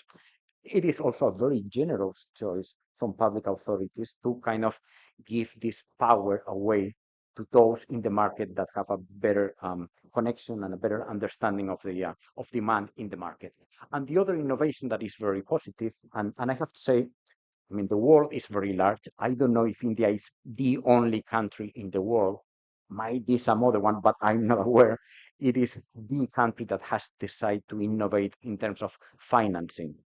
I mean, if you want to have finance to foster connectivity, to create new routes, I mean, you need money, and you need a lot of money. Now, where do you get that money from? If you are growing, if you are a growing economy, probably your national budget is not large enough to have really a big impact in terms of new routes. Now, what was very smart in India was to take those funds partially from the market and ask the industry to finance the development of these new routes. Now, this is unique. in aviation to India, as far as I know, but it's not unique in other liberalized industries. We have similar examples, very successful examples, for instance, in telecommunications in some countries, where it's the market players, the ones that fund even what it's called universal service funds. It's happening in telecoms, it's happening in postal services. So taking this idea of creating these funds out from the industry to subsidize the growth of the industry, I think it's one of the very innovative and good ideas in the UDAN scheme. Now, second element, and coming back to the economic literature, um, economic literature identifies, remember, a few elements, those connectivity innovations that create the largest economic growth. Now, I think UDAN has tapped in most of them. For instance, underlying the need of affordability for lower income passengers. That's the largest unmet demand. So if you help these potential passengers that traditionally were not using the plane, you will create a larger impact in terms of GDP growth, and that's in the UDAN scheme. For instance, incentives for routes connecting states that are behind in terms of development. That's also creating connectivity where it doesn't exist or where it's smaller than in richer part of the areas. And that has always been in the UDAN scheme. And I think the UDAN scheme has also been flexible enough to introduce innovations along the last years. And for instance, I identified very interesting the idea of becoming a little bit more prescriptive for airlines in terms of identifying some tourist destinations that would benefit of connectivity, and then becoming more prescriptive in terms of using UDAN's finances to create those routes. Because as scientific literature suggests, this is the fastest way to create economic growth. You identify tourist destinations and you ensure air connectivity. So even if the UDAN scheme from the beginning was about giving a lot of freedom to airlines to propose the routes, it was flexible enough to identify that sometimes it's good to be more prescriptive, for instance, to spur the development of tourist destinations. So allow me, this will be the end of presentation, a couple of ideas on how UDAN might be improved. And allow me to recognize this is not a revolution, because I think the system is working, the scheme works very well. And the elements of change already are there. I would like to invite you to insist on this. Now, if you give freedom to airlines to decide the routes, what we can see is that sometimes the choice is to connect more and more airports to the tier one airports, to the big hubs. Now, this is created congestion. So this is a part of the policy that should be a little bit reconsidered. And I was lucky to have the previous presentation where these opportunities in connecting not only with the big hubs, but interconnecting tier two and even tier three airports in between them. That's, I would say, the most underserved segment of the market. So if you go back to the literature, the more segment is underserved, the more economic growth new connectivity will bring. So this tier two interconnections, that's where you will get the largest economic growth in terms of increasing connectivity. So if you want to get these results, and this is the final word, maybe you want to combine this flexibility and market approach by airlines. I'm not implying at all to eliminate or to substitute. I think it's a very good element in the scheme, but maybe you want to complement it with a little bit more of a prescriptive approach, as you did with tourist destinations, where you became more prescriptive and say, I would like to have these routes covered to provide service to these tourist areas. Becoming introducing in the overall system some element of prescription in order to interconnect these tier two, tier three airports. I think it's already, again, in line with these innovations that have been introduced in the system. I think it would be a good idea to increase the economic growth for this investment through the UDAN scheme in air connectivity. Now, this is, yes, I will not, I would underline as a professor, it was not about my opinion or what I think about the system. This is based on economic literature, scientific literature published in peer-reviewed journals. So I think it's probably you can make it available for participants. So if you are interested, you will find a far more detailed explanation with all the economic figures. And I would like to underline, this is literature, not about the situation in the most developed countries, but there is a lot of literature about emerging markets, markets that are growing, maybe not as much as your market, as you are leading, but it is a different situation. So there is here the literature specifically tackling this interconnection between the socioeconomic benefits of airline connectivity. So thank you very much.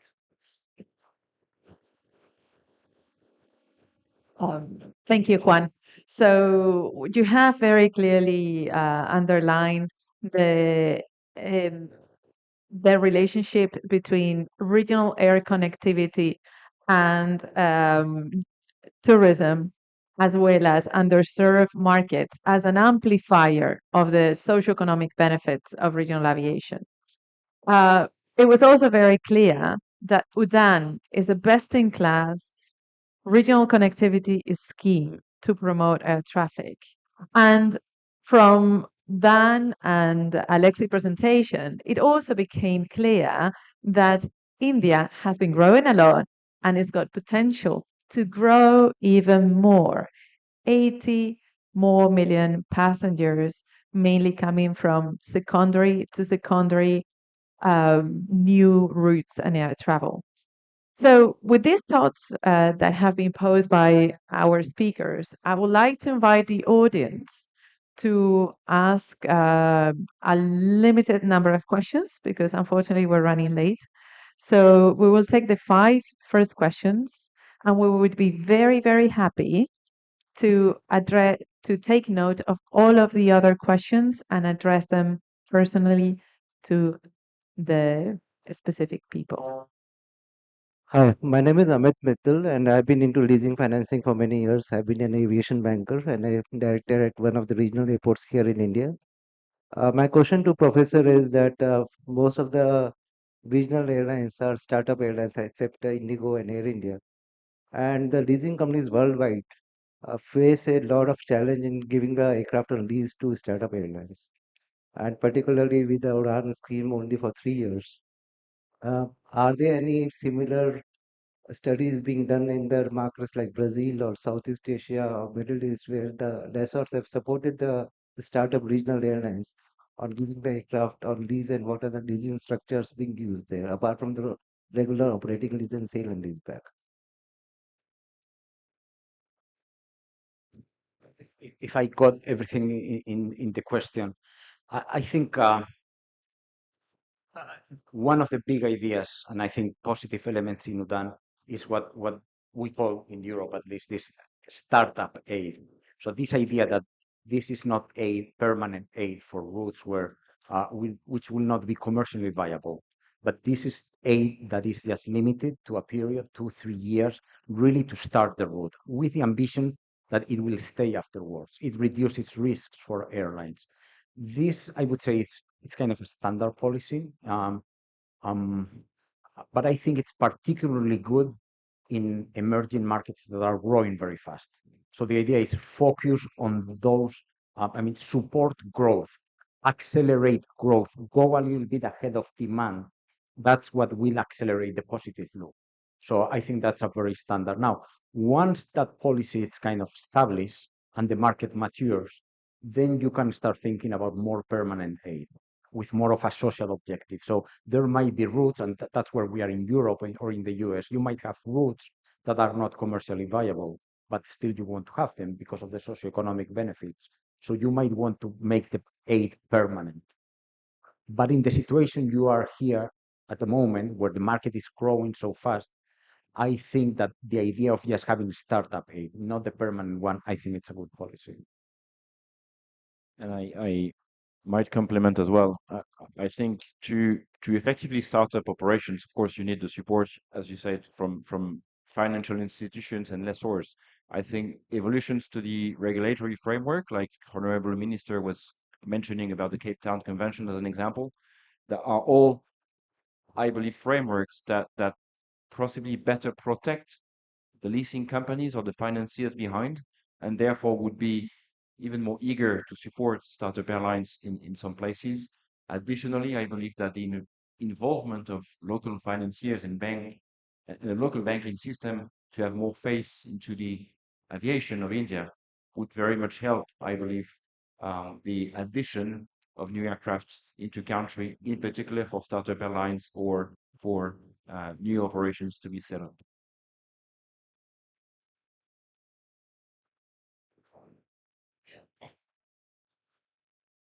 This is Sangeeta Saxena, editor, Aviation and Defense Universe. I wanted to understand, in response to what the minister said in the previous session, that he wants production and manufacturing of regional aircraft in the country. Does ATR have plans under, in collaboration with Indian partners under the Atmanirbhar Bharat and Make in India scheme to start some plan about manufacturing ultimately in India? Okay, and thank you for rebounding onto this. I think first we need to praise the ambition of the Honorable Minister and the government of India to continue to develop the ecosystem and, of course, develop the Make in India strategy. That's for me remarkable to see. India as a market has an enormous potential, as we covered widely already this morning. So it's very natural for a country like India to be willing to do more in country. As I said, we've been in India for 25 years as ATR. We have been in the regional air transportation market over 40 years now. So of course we are a natural partner to work with and to support that ambition. The rest, as I said, we have the intention to partner further with the Indian aviation ecosystem and industry, the details of which will be worked out with the relevant stakeholders. It will be premature to comment, but yes, India has a large ambition. We are an historical partner, and we want to be the partner of choice for the future.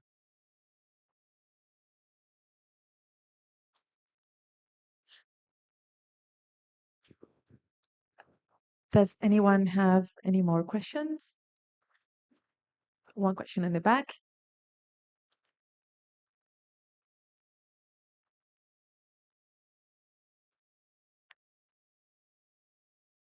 Yeah, hi, I'm Maninder. We write some software. I had a question to the professor. Like, do you have research which can help a country like India with so vast a population and so many tier one, tier two cities to sort of be more predictive on which are the pairs which are more likely to succeed in the Udan scheme? I mean, there is quite a lot of literature on how to identify like potential routes, and this is something that I think not only literature but also the practice of the airlines and even ATR is working on that. I mean, those are the studies that are being presented, and I really I was experiencing. I mean, they have two screens showing the lines, but it was very interesting. So there is a lot of literature on that, and it's not difficult to find. What is more difficult to find, and that's what I was trying to suggest you, is the identification of the impact in economic growth.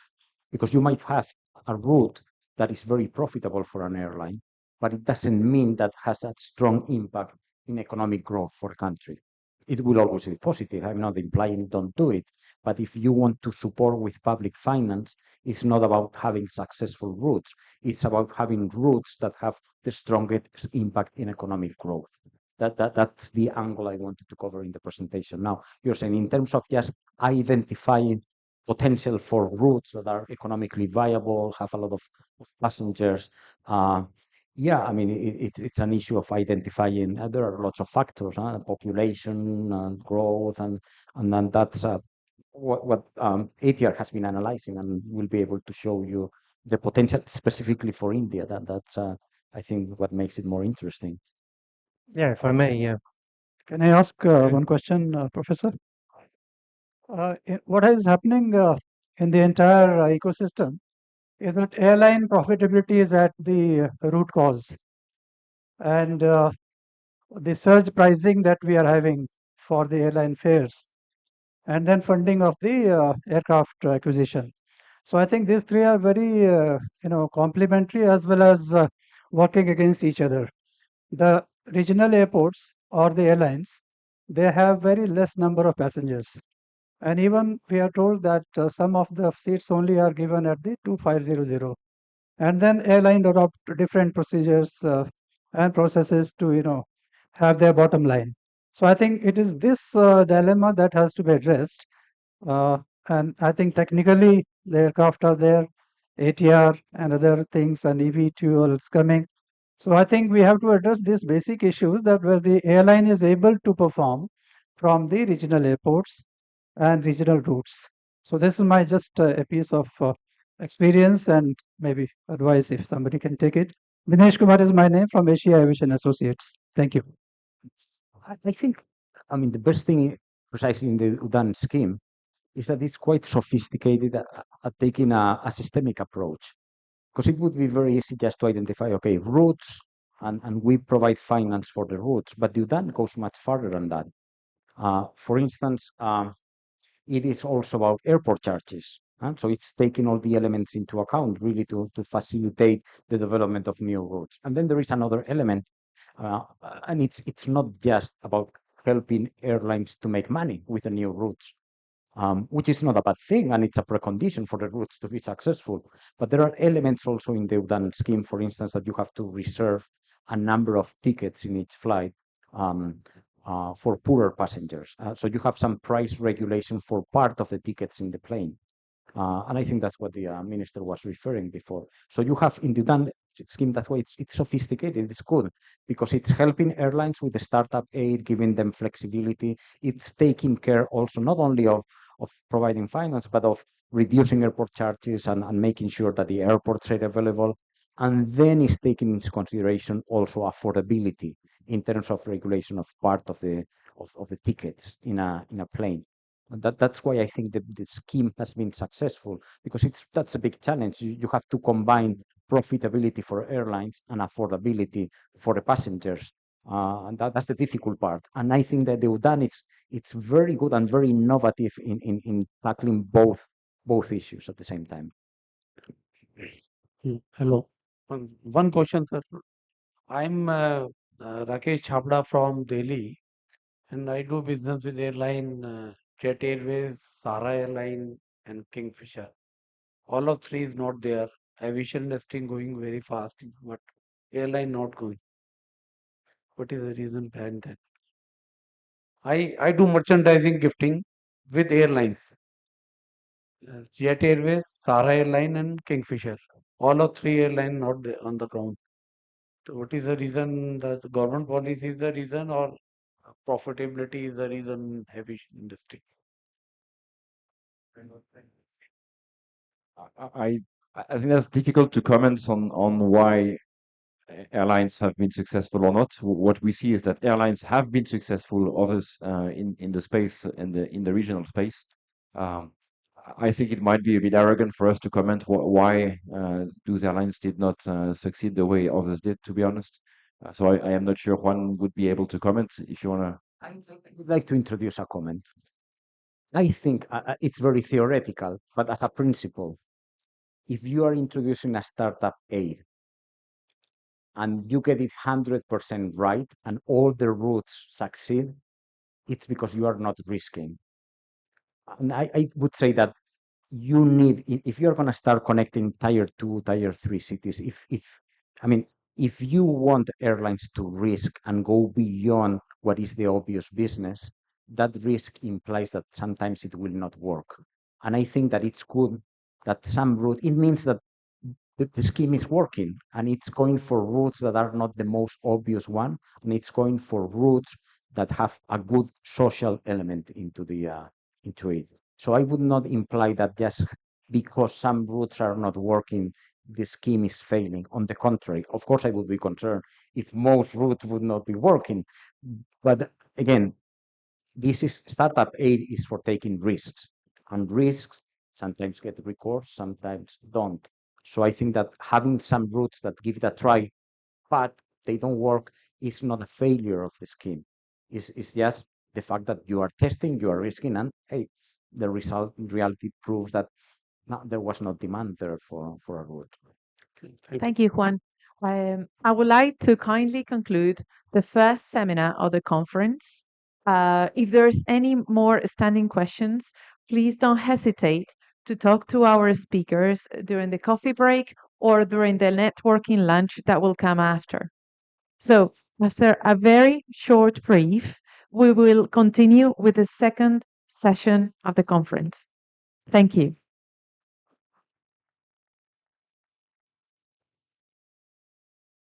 Finally, keep the applause going. Thank you very much for this informative session. Thank you so much to our learned speakers. Thank you for joining us. Please come forward for a group photograph. Ladies and gentlemen, we'll quickly prepare the stage for our next session. We'll not be taking a break. In this 2 minutes, you can quickly bring tea and coffee inside the hall as we'll continue the next seminar. So we won't break for tea and coffee. You may bring the tea and coffee cups inside the hall. We are starting in next 2 minutes and we'll prepare the stage quickly as we are running behind schedule. So we request your cooperation. Thank you.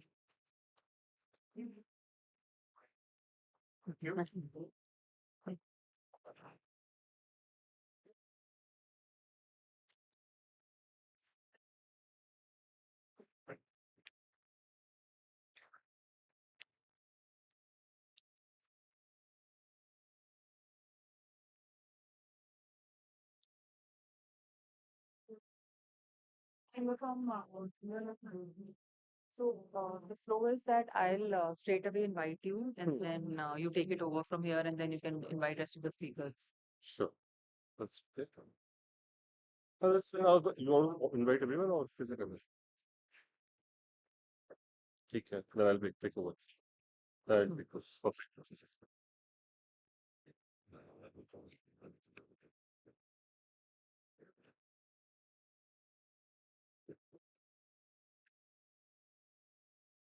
Ladies and gentlemen, we request you to please be seated as we are starting with the next and final seminar for the day.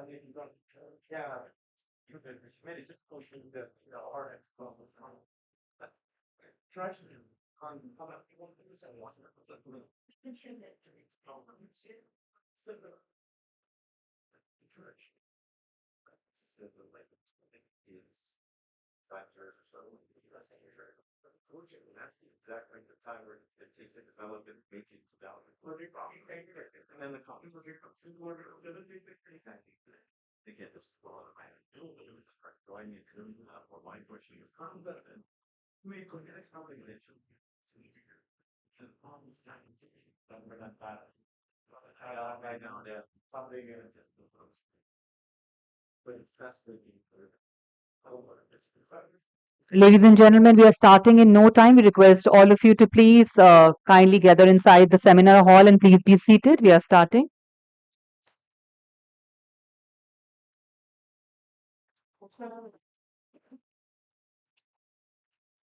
We request all of you to please reassemble as we are starting the next and final seminar for the day.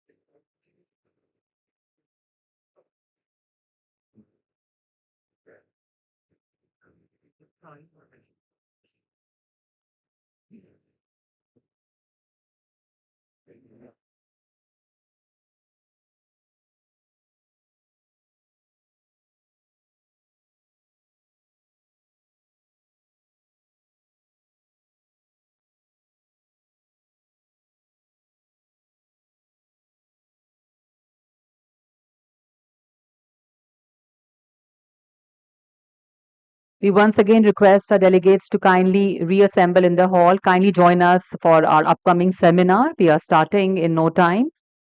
We request your cooperation as we are running behind schedule. Thank you.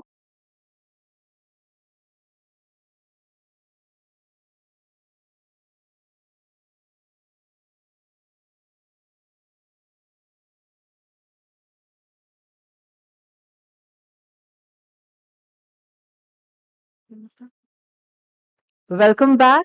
Coming up now is a seminar on transforming the regional aviation ecosystem, unlocking India's potential in regional air transport and financing.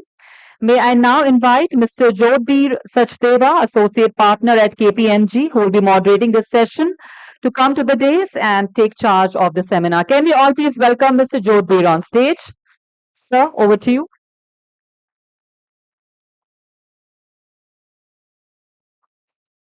Thank you so much, and a very good afternoon to everyone. So we had a very interesting session, and I believe the next session is going to be equally interesting. We have a very distinguished set of panelists with us.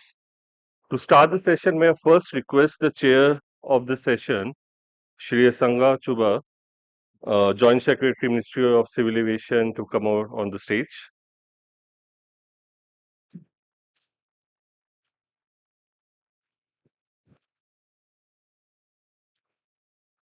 Thank you so much. May I next invite Mr. R.K. Singh, Special Director, Indigo.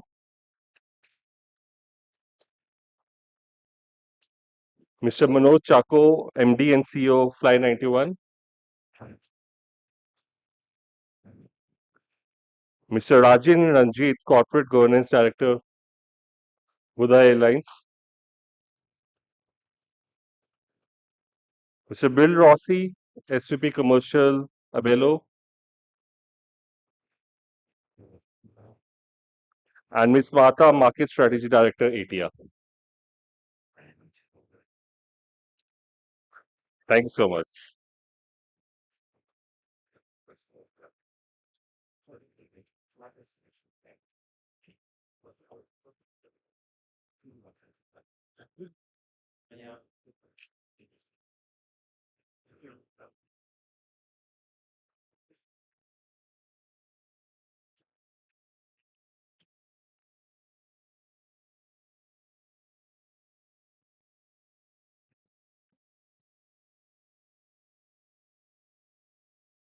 Thank you, everyone. And as we can see, it's a very distinguished set of panelists that we have today. To start off with the session, may I first request Shri Sangha Chuba, Joint Secretary, Ministry of Civil Aviation, to share the government's perspective of regional connectivity. We have had a very successful UDAN scheme, how the scheme has evolved, and what are the things that we can look in future. Yeah, thank you. A very good afternoon to all of you, and thank you, Jodhbin, for inviting me and my distinguished panelists on the stage. And first of all, it's very good to see so many familiar faces and also a lot of new faces here. It's a pleasure to be here, and I thank Fiki as well as the ATR team for having organized this at a very, I would say, important juncture this week. I think we all are aware that this is a very important week for Indian civil aviation. We are hosting the second Asia Pacific Ministerial Conference in New Delhi. So this is the context for the rest of the week, I would say. And I think even though it's a Monday, I think we are all pumped up and geared up for the next few days. Having said that, I think what Jodhbir wanted me to speak about in the outset, I need not emphasize anymore. I think in the morning session, in the inaugural session, our honorable minister has I would say very emphatically spoken about the importance of regional connectivity and what is expected, what has happened so far, and what is happening now, and what is expected in the future. And our Secretary, Ministry of Civil Aviation, sir, who is also just joined us in the room, he also mentioned about how important this is as far as going down and reaching down and connecting basically the last mile connectivity. And if we talk about the numbers, I think if it's not just about the Udan scheme. The Udan scheme is one of the, I would say, drivers of this growth. But more than the Udan scheme, I think it's just the will of the people to travel, to come out, to find faster ways of moving from point A to point B and point C and beyond, beyond our shores to other countries also. So I think that is the story here. And I think again, I need not overemphasize the fact that this country is literally one fifth of humanity. One out of every five human beings on this planet lives on in this country. And so the desire of 1.4 or 5 billion, must be getting there soon, people who make up, like I said, one fifth of humanity lies here. And not only that, it's not, and obviously we all know it's not a stagnant population. It's a very, very driven, I would say, country with very high ambitions. With I think every new day is seen as something we can achieve, something new, reach for something higher in every field. And obviously, when we say that, it is also uh, it it it adds to the fuel of what I would say prosperity, moving towards prosperity. And when you say that, obviously, travel comes as one of the aspect, whether it is just for personal travel, whether it's for business travel, whether it's for pleasure travel, whether it's for in India, we also have a very huge, I would say, segment of religious travel within the country, outside the country. So it's just, I would say, the where we are today, we are we have come a long way, and everybody recognizes India as this huge market. But I would say, in many ways, we are just at the cusp of it. We are just, I would say, just beginning. And this brings us to the point of where this connecting the forward linkage that needs to be there to make the whole ecosystem complete is what regional connectivity will do and has been doing and will do, and maybe in a much bigger way in the days to come. So my opening remarks would be that this is huge opportunity just staring us in the face, and for the next, and then we all know about the huge vision that is there for the country of a Viksit Bharat 2047, and all of us working towards reaching that goal. And this is obviously going to be one of the drivers of that goal. So probably that's my opening statement. So yeah, thank you, Jobir. Thank you so much.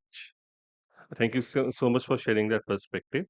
Now, may request RK Singh from Indigo to get a perspective of how a large airline sees regional traffic. So, Indigo, with its international routes, the metro connectivity, regional connectivity. So, if you can share some light of what the experience has been of Indigo in regional connectivity, what are the opportunities that you are seeing, right? And what the future looks like. So thank you. Thanks for this opportunity. Thanks for inviting me.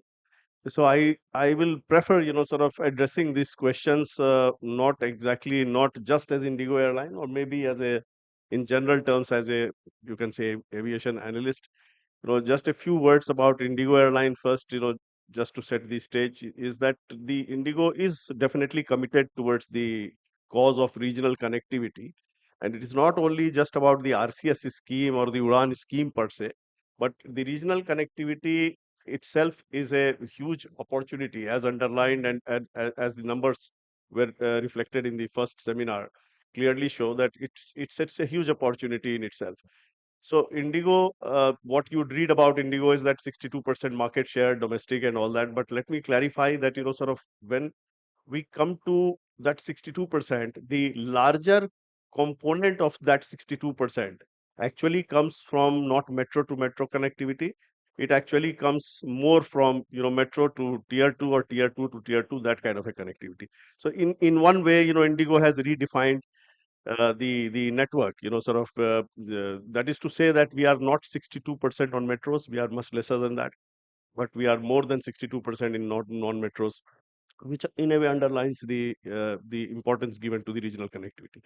The As far as the ATR fleet, which is the backbone of regional connectivity, we have now 45 planes flying right now, which makes us the second largest regional ATR operator in the world after an Indonesian carrier, and we have aspirations to go further ahead on the regional landscape. The point which I would like to make as I sort of look at things going forward, not only from Indigo perspective, but generally as a the issue is of sustainability. That what it's a matter of concern that many of these regional routes which come up very successfully, these are operated, but the moment the 3 year viability gap funding, that period goes away, that then the flight the route is withdrawn. So which is a very common thing that is happening. So that is something which we have to very closely look at. As far as we are concerned, in Indigo, our analysis shows that there is enough lot of opportunity even outside RCS. For instance, the of all the ATRs that we have deployed, only about 2% ASKM is deployed on the RCS scheme routes. Almost 98% is outside RCS. So there is a tremendous opportunity even outside RCS to serve the regional route.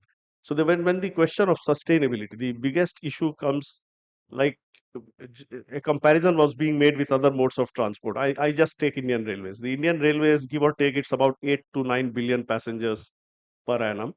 Compared to that, 160 million on air, which means that 6 to 7 days of rail travel equals 1 year of air travel. So there is, if it is possible, and if there was some sort of a very easy way of shifting from, because time compression, everybody likes time compression, but why is it that the it doesn't happen? I think it's all to do about the we still don't have possibly the sweet spot in terms of getting to that right price point where everything is a contribution. The infrastructure is a contribution, the fuel price is a contribution, and if we can get to that sweet spot of the pricing that product, the regional routes, I think are there to stay, and our experience is that it is sustainable even without a subsidy offering. Thank you. Thank you. Thank you so much, RK, and fascinating to know about Indigo's market share in the non-metro routes as well. And this question of sustainability, a very important question. It's something that we'll also touch upon during the panel. But before we get into it, may I request Manoj? And Manoj, given your experience of setting up a regional airline, right? So how has your experience been? What was the journey like, and what kind of potential do you see? Yeah, so the journey has been, quite interesting and fascinating, considering from having set up a regular traditional airline to setting up a regional airline. So I think it starts off right from, the whole process that we went about. Especially aviation needs money, so it's really about the fundraising part. So I think step number one was actually fundraising, making sure that we had enough equity capital available to us. And then, of course, the entire support that we got from the government infrastructure, especially around the licensing process, the NOCs, and all of that stuff. So I think from an experience perspective, as a first generation entrepreneur and as a professional turned entrepreneur, I think this journey has been a very, very positive one. It's been a 4 year journey for me personally, and especially the last 2 years going through the entire regulatory route and all of that stuff. I think we are well set up for good professional startups coming into the regional space. So I think that's possibly my first key comment. The second one, is yes, I would continue with what Mr. Singh said.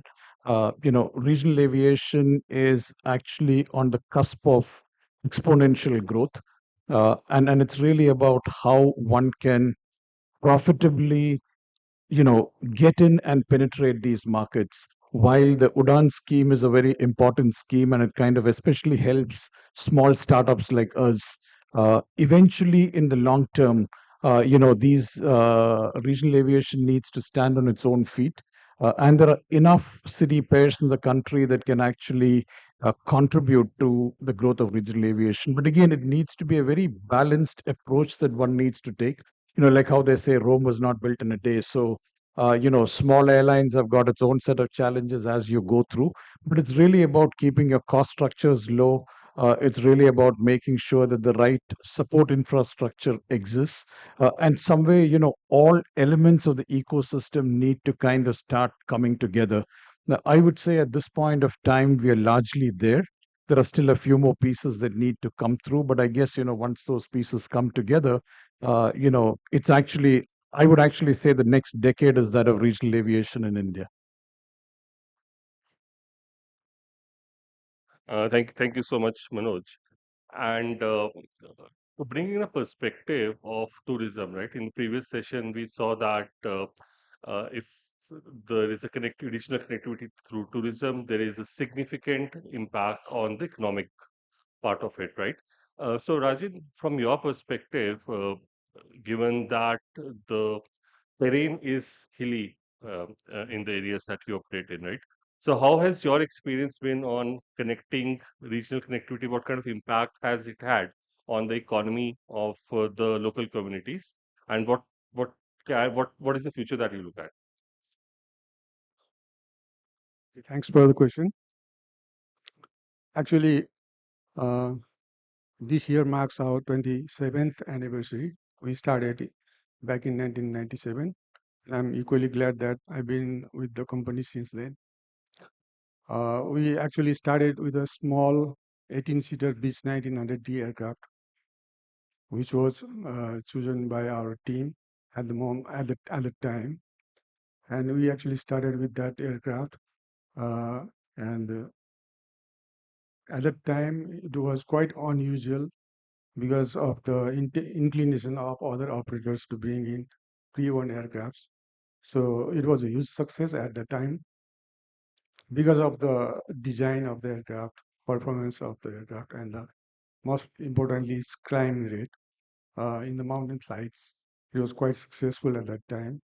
So we continued to add few more aircrafts until 2007. And when we realized that our operating cost has shifted dramatically up due to rising fuel cost, our seat costs are so high. That's when we decided to bring ATR aircraft in 2008.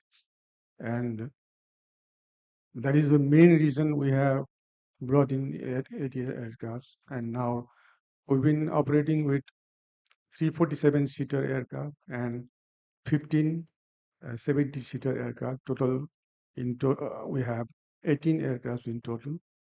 So we've been the longest serving private airline in our country, and we've been doing good. And we have carried almost 2.7 million passengers last year and a target of 3 million this year.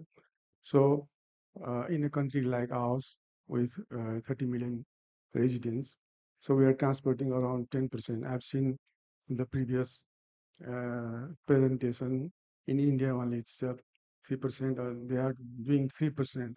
It's quite amazing fact for us because we've been carrying 10% of our residents only by our company.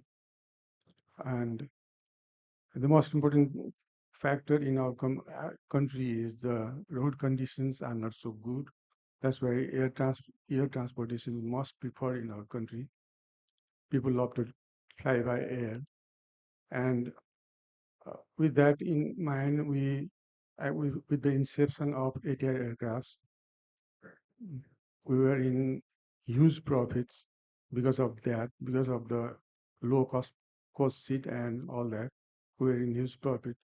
And during 27 years of operation, we are in profit for 20 years. After 6 year, from 6 year onwards, we are always in profit every year, except those 2 years in COVID period. So all credit goes to ATR. Because of that, we've been able to gather so much of momentum in domestic aviation, which helps for our economy as well. And we have around 65% of market share in our country. That is huge, and that is quite intensive, And there is little scope for future expansion.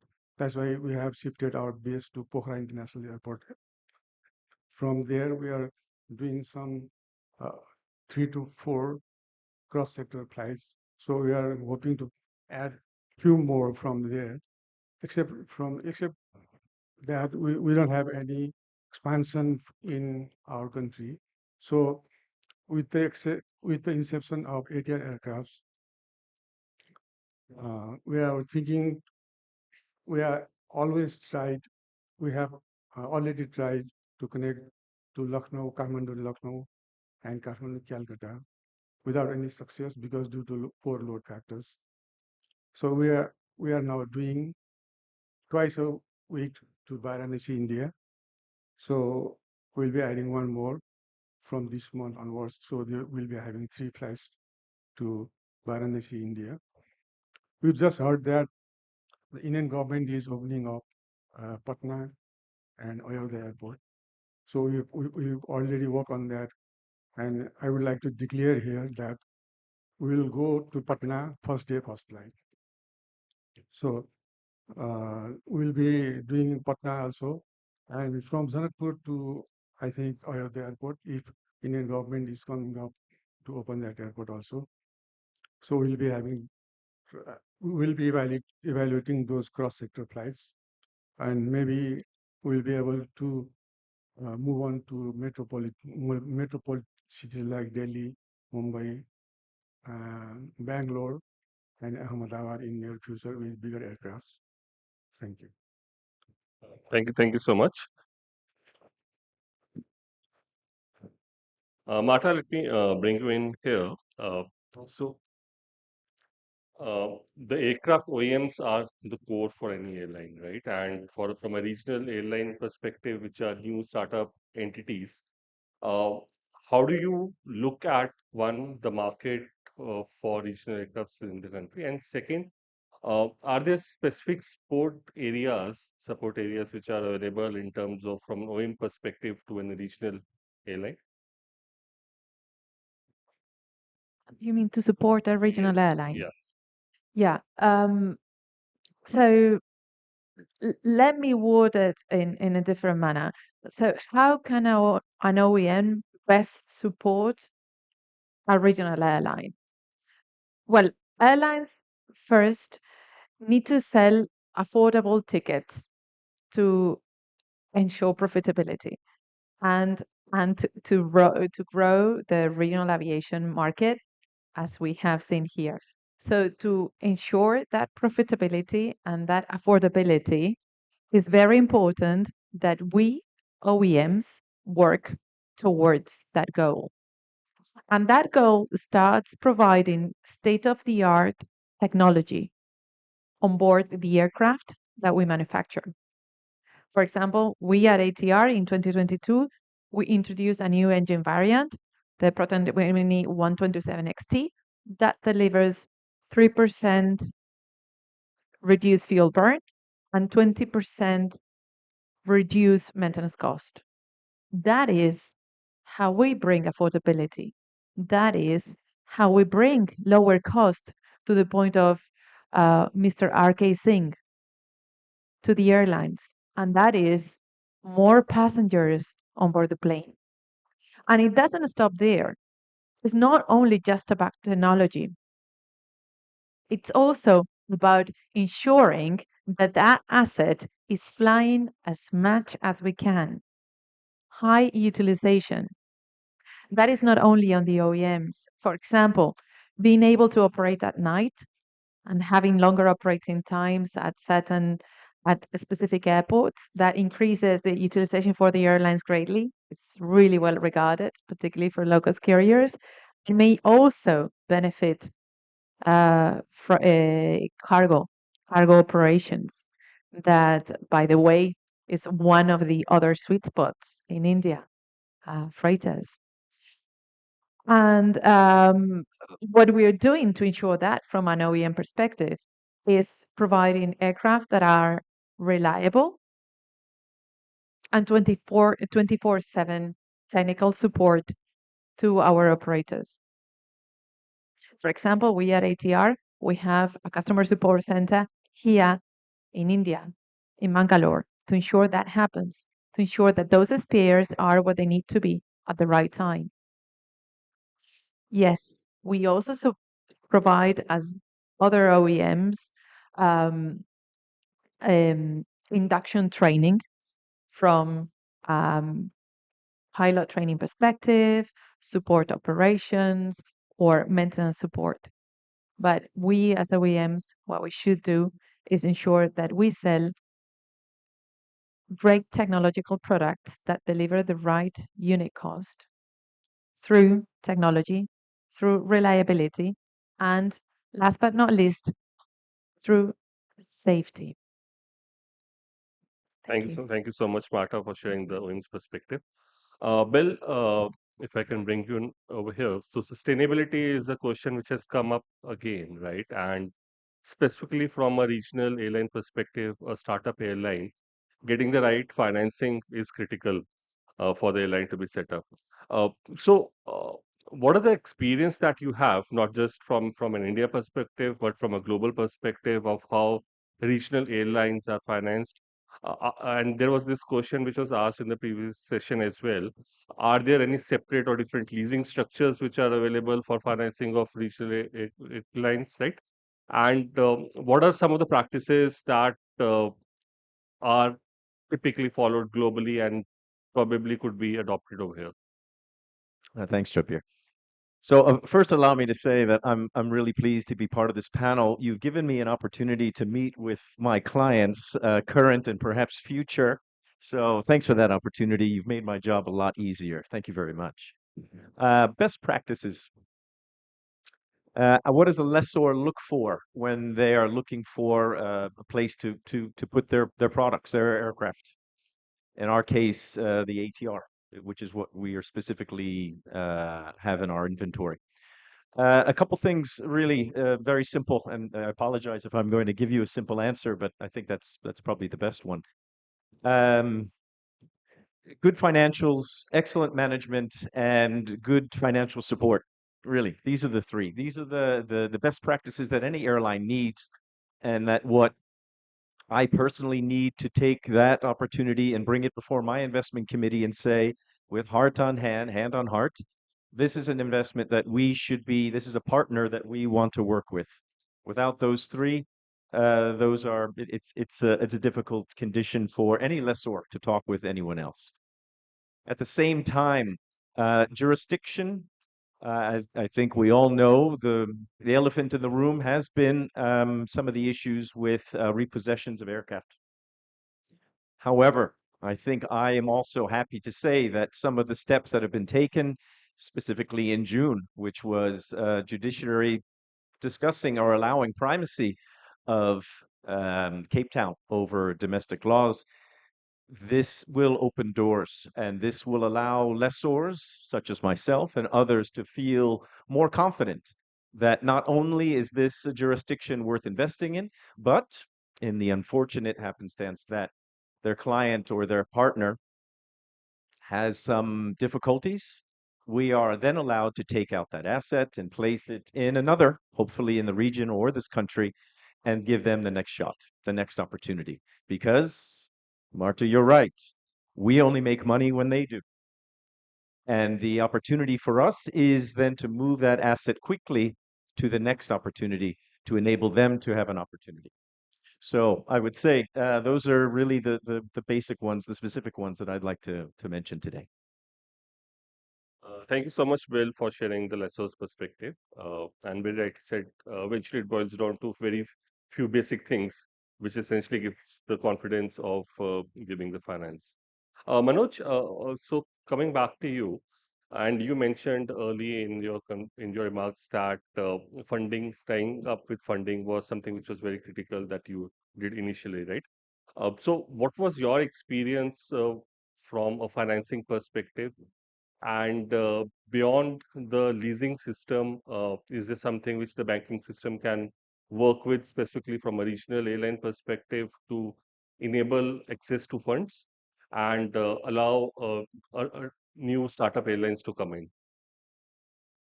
Yeah, so it's a very interesting question, and I think it's a very important question that needs to be addressed. Especially when you're talking about small startups and regional startups. So, of course, the aviation industry has not kind of covered itself in glory. That financial investors want to kind of come in and back entrepreneurs.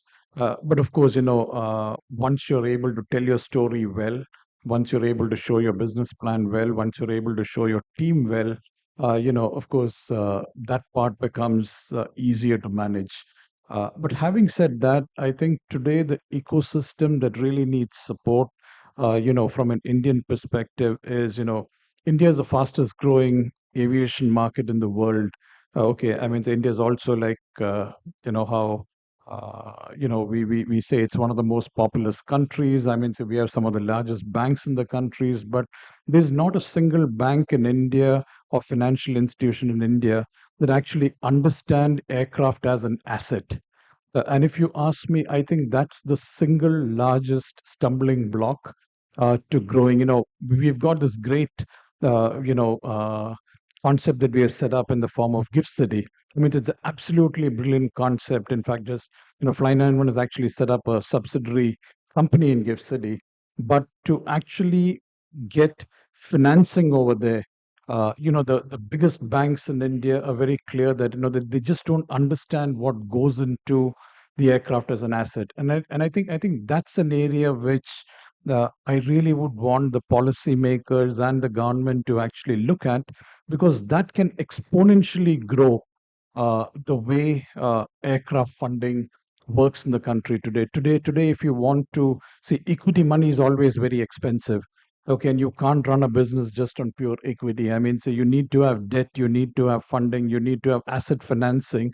Okay, and aircrafts are possibly the only assets that no banks are willing to fund, or no financial institutions in India are willing to fund, because there is a lack of understanding of that asset. So I would say that's an area where, if I mean, it's not just Fly 91, I think just as an industry, I mean, India has got the largest order book of aircrafts in the world. Okay, but we don't have a single bank which is, there to kind of work. And I think that's an area which, needs very, very quick reforms, and something that needs immediate attention, because otherwise, half the time we spend trying to figure out funding from entities that are outside of India. And I think the entire Gift City structure is a beautiful structure. It's an excellent structure, which is very attractive. I think this is a layer that is missing, which I would kind of state as important to work through. Other than that, I think, your cost structures and all of that stuff are the easy ones to handle if you have the right strategy, the right business plan, the right team. Again, I think India, the infrastructure is pretty good. We've got some good MROs, so all of that stuff is there. I don't think that's really the problem. So that's what I would kind of distill it down to. Uh, Thanks, Manoj. That was very insightful. Bill, if I can come back to you, right?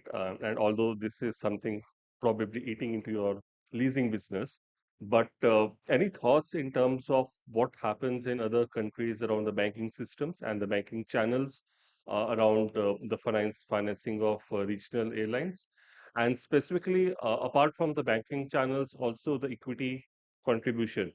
What kind of investors do you typically see? Okay. At the moment, I'll give you a little bit of background, perhaps as context. Bello is a leasing company which was rebranded from Elix Aviation a few years back. The lessor is entirely turboprops. That's all we are. So when it comes to regional aviation and regional leasing, we are all in. Our fleet currently consists of about 47 turboprops, which are mostly ATRs, some Dash 8s. We have an order book of approximately or nearly 50 new ATR aircraft, which are delivering from this year through to 2028. And let's be honest, probably we'll be expanding that in the future. Giving a nod to my friends over there at ATR. Thanks for the aircraft. The global perspective on regional aviation, I can tell you, is growing. It's bullish. We are in the midst of refinancing our portfolio, our assets. And Manoj, you mentioned before about this is not something which is recognized, and it's a shame because the opportunity we are seeing is large banks are looking at small, regional, not new, old, and almost tired turboprops, and they're looking to refinance that. I'm talking about MUFG, Societe Generale, Deutsche Bank. And these are big names who are happily investing in the Indigos and the Air Indias and the rest, but historically have never wanted to easily look at regional aircraft. So that's changing, that's improving. And at the same time, we are looking at a new injection of an equity partner. I can't say who at the moment, but we are currently talking to several potentially interested parties that are looking to inject equity into our business. And for us, that's how that equity debt is important, and debt is how we look and acquire portfolios. But equity is really how we grow, and that's how we would be buying new ATR aircraft specifically, other than sale leasebacks and other leasing structures. So I would say overall that the manner in which we're financing these aircraft is improving. The overall market perspective on not only regional aviation, but regional aircraft is improving. And allow me to say as well, if you look at how the market has changed in the last, I'll say 10 years, it has gone from 7 to 8 OEMs manufacturing regional aircraft to 2, maybe 3. That's meant the likes of Bombardier, Mitsubishi, Sukhoi, even de Havilland to some extent, have left the arena and have really left it in the hands of ATR, Embraer to some extent, and perhaps Comac with the ARJ21. So that is a significant change in the market, in the supply of aircraft. Yet, I believe it has been a consolidation for the best because now there is spare interest in the finance market to start investing in these aircraft, and we're happy to take advantage of that. Thank you so much, Bill. Mr. Singh, if I may come over to you. From the perspective of a large airline, right? And some of this traffic would also be feeding into some of the regional traffic also feeds into your trunk routes and international routes as well, right? Do you also look at partnerships with regional airlines, or in terms of, say, for example, either an operational partnership or an equity partnership? Is this a thought which a large airline looks at?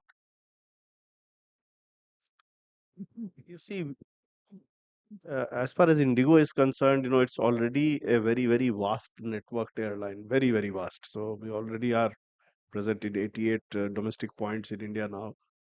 So that thought, that you have to partner with another smaller regional, I think that has not been considered, and it's not that we are thinking of. As far as any partnership which sort of creates good synergy, it creates a win-win kind of a situation, is something which is worth looking at. The only thing is that it should have a unique proposition. There should be some uniqueness. It should not be a duplication of what we are already doing.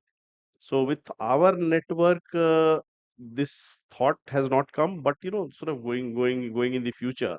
The issue of the whole issue is of sort of synergies, and these kind of partnerships have not yet attracted. But this aviation business is such a dynamic business where we always have to keep looking at possibilities and different kinds of possibilities. But right now, at present, we are fairly satisfied with the kind of network that we have, and the organic growth of this network is something we are concentrating on. Thank you. Thank you so much.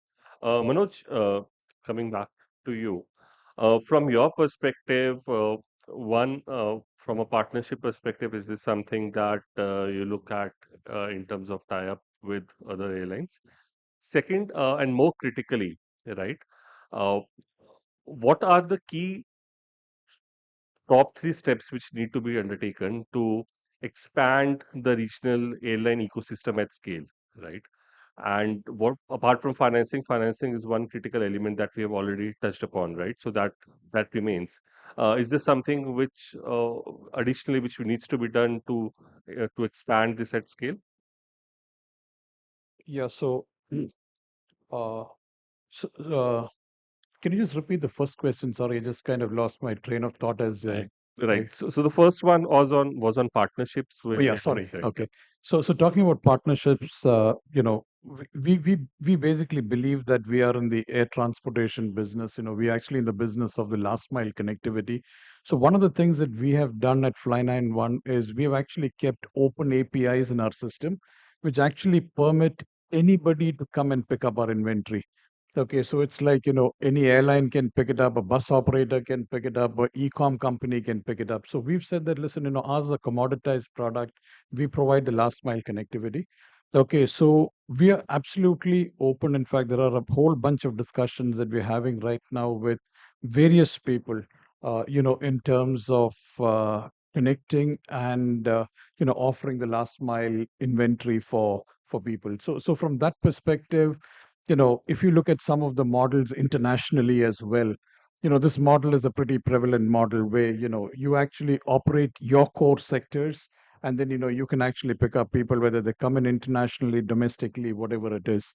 Uh, Interestingly, today, some of the large online travel aggregators already do that. So, as an example, if somebody wants to go from Delhi to Lakshadweep, it's very interesting. It actually shows a Indigo combination into Goa and then a Fly91 combination to Lakshadweep. While Indigo themselves have got a connection into Lakshadweep over Bangalore. Okay, so the ecosystem is already kind of picking these things up, and then we absolutely encourage to say wherever we can get to the last mile, we are more than happy to do it. Now, coming to your second question in terms of, other than the banking system, what else needs to be looked at? I think there are two or three other areas which are important. So, for example, today when while we are, for example, while we participate as part of the RCS Udan scheme, and there's the viability gap funding and all of that stuff is there. The moment we want to operate into that same city from some other airport, which is not part of the scheme, uh, as a small regional operator, you're actually hit with the same operating costs. Okay, which actually becomes very difficult for a small operator to manage, especially when you don't have scale. Okay, so that becomes a bit of an impediment because you kind of come up with all the standard cost structures. Uh, you know, Possibly if there is some kind of support system which could be not linked to a route, but actually linked to an airport. So irrespective of whether you're participating on a unique Udan sector or a particular sector, if you're going to operate into an unserved or an underserved airport, is there a way some of that cost structure could be taken care of? So I think that becomes one important aspect. The second important aspect is, there are various aspects of the ecosystem that needs to come together that sometimes does not come together with the same speed that you would need. So for example, if you're going into a remote airport, you need support with respect to things like security. You need support with respect to things like refueling. So all of those aspects, uh, they may not necessarily see the economics the way you kind of see it, because again, it is subscale operation at that small airport. correct? So it kind of comes completely on to you. So today I operate into a small airport where, I'm the only operator, but I've got a ground handler whose entire cost I have to bear. Okay, because I don't have the scale, neither do they have the scale.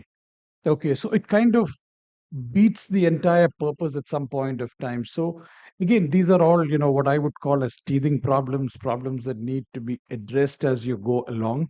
But these are small things which would help, to support smaller operators as we grow. Thank you so much, Manoj. So, two critical things. One on the RCS part and specifically looking at airports, underserved airports, and going beyond looking at specific routes. And second, on the support system, which is there for smaller airports where the scale may not be available, right? Mr. Singh, similar question to what was asked to Manoj. In terms of growing regional connectivity at scale, right? Any other specific element that you would look at? See, the operating cost, the operating cost is a very key component, as Manoj was also underlining. See, any help that can come by way of, policy inducement, by, sort of infrastructure inducement, which can help the, sort of the operating cost environment for the regional operations, that would be a great thing. So while, sort of what is the present architecture is that the UDAN scheme, the RCS scheme has a viability gap funding. It has exclusivity for 3 years with some caveat. So there is a route exclusivity. The more important thing is what Manoj was alluding to, is that, there is this on the RCS route, there is a bouquet of benefit which is given, which is like sort of security. There is security is taken care of. Then the airport charges are completely waived. Then there are these tax concession on ATF and all that. But these are for the RCS flights. The issue is that if we can have the same policy inducement, which is airport specific, which is regardless of the fact whether that route is a airport with RCS route or not, that would go a long way in promoting regional connectivity, even outside the RCS fold. As we experience that we do a lot of regional connectivity outside RCS. This, in any case, sort of what is happening today, and I'm pleased that, the very senior representation in this hall today from the government. And what is happening today is that it's kind of on a particular airport, there is this RCS flight, there is a non-RCS flight. And the treatment in terms of cost, it becomes a bit of an impediment in growth, because you are used to certain cost on one particular route, and then the element of cost that changes. So, but this is something which it's a continuous dialogue. It's a great scheme, and the government emphasis on this scheme itself is great, and we welcome it. The only thing is that if these are a few refinements, and also the request also would be to see that, sort of the total kind of a subsidy which is there as viability gap funding, that also should be having some sort of a limit to it, and not right now it is kind of a fairly high amount, especially on the helicopters, rotary and all. It's a very, very high amount per passenger which goes as viability gap funding. So these are few things which are worth looking at. I think the roadmap is very clear. The growth is given. Operating cost, as much as it can be helped through these inducements, I think it'll be good. Thank you so much, Mr. Singh. So essentially, optimizing the operating cost, specifically in airports where the scale is not yet available, is something which would help the regional from a regional connectivity perspective. Okay. I'm also cognizant of time, and we do have audience questions post that as well. But before we get into that bit, one point from each of the panelists, one final concluding point from each of the panelists, essentially of how what they see from a regional connectivity perspective and what the future looks like, and what or if there is any specific challenge that they want to highlight. So, Marta, will start with you. One final conclusion. So, one final conclusion for the regional market opportunity in India is huge. It's huge. That's what we see. It's huge. Secondary to secondary gateways, the traffic has been growing for the last 8 years, even with COVID, 15% per annum out of a small base, but it's huge. And what we need to deliver is affordable and reliable affordable and reliable tickets for those Indians that haven't flown yet to start traveling again. And not only from metro cities or cities that also have services already, but from cities that do not have services, from cities that even today they may not have an airport. As Juan discussed before, that is where you, India, will get the most benefit from, the most economic impact. Thank you, Marta. Manoj. Yeah, so I continue to be supremely bullish on the regional, aviation market in India. That's the reason why at the age of 52, I kind of decided to be an entrepreneur. Okay, so I guess it's a very, very bullish market. We are poised on the cusp of exponential growth. Uh, I personally believe that there are just a few small pieces that, I mean, say we've got, I would say 90% of the jigsaw puzzle in place. Okay, it's the small 8 to 10% that needs to come together. I know we spoke about it today. Even small things like we go to an airport, for example, where the gate is actually locked, after the last flight takes off, and you don't even have taxi services there. So it's really how all parts of the ecosystem need to come together. And if few of these things are fixed, I think the like how I said before, the next decade is that of regional aviation. So supremely bullish about it. Thanks, Manoj. Will? Yeah, at the risk of being repetitive, I'm going to repeat a lot of perhaps what Marta touched on. This is a market that we see as one of the growth engines for our business. We have current clients include Alliance and Indigo. It's our largest dollar exposure by the assets that we have here, and our appetite to grow is well, it's vast. The interest from the financing community in us in supporting India is growing as well, which is good combination.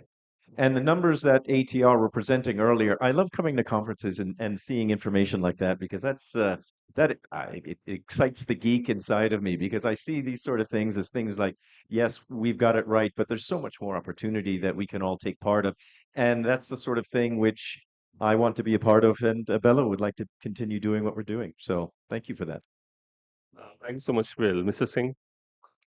The emphasis of the government on the regional connectivity is a great emphasis, and I think it's given the size of the country, the population, and the way new areas are coming up, it's a no-brainer that regional connectivity, air connectivity, it would be definitely going along with. The only thing is that, as I underlined, I would sort of again at the cost of being repetitive, I feel that the operating cost environment should be very carefully looked at. Sort of the because these are very niche kind of very, very susceptible to success and failure in quick time. So the more the help we can get on the operating cost side, the be it utilization of pilots time, be it sort of many such things. That is something which we would like to sit across and discuss in order to make a success of this whole story. Thank you. Thank you so much, Rajan. So, well, I think India is a huge potential, as every panelist is saying. So we are quite focusing on India only because we have consolidated in our sector. So maybe in next few years' time, we will be reaching out to few cities in India, and I hope maybe we can do better for regional connectivity for both countries. Thank you. Thank you so much. It was very insightful discussion, and the excitement for the future is very clear, and the opportunity within India for regional connectivity is immense. and we'll certainly work towards it. Now I'll request the chairman of the panel, Shri Sangha Chobar, to give his concluding remarks, and then we'll open up for audience questions. Yeah, thank you. It was really interesting to hear so many, I would say, varied, I would say, remarks coming in throughout the session, and a lot of, I would say, new insights packed into a very short space of time, and we got, I would say, a lot of various perspectives coming in. The first thing I would like to say is it's like regional is not just India, and then I think it's amply demonstrated by our friend from Nepal being here. And regional, it's probably that aspect of it also is there, and it's great to hear that there are plans within the region, not just as in India, but also the region working together to build up this. Uh, and also to create India into an aviation hub where we can connect India and the region to the rest of the world. I think that is one of the I think the takeaways from this also. And of course, the second point being again, I mentioned in the beginning, regional connectivity is just it's not only about Uran.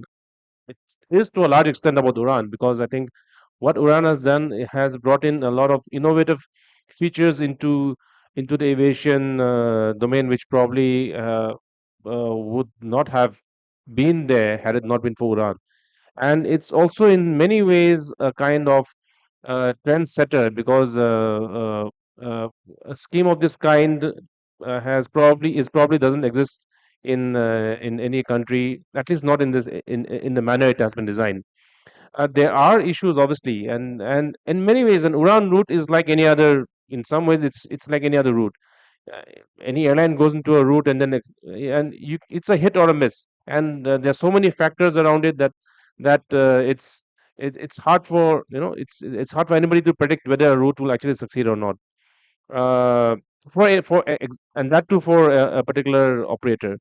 So having said that, uh, I think it's a very I think the especially the Ministry of Civil Aviation is extremely dynamic in the way it's been running the scheme, the way it has been listening to all the stakeholders, trying to bring in the tweaks.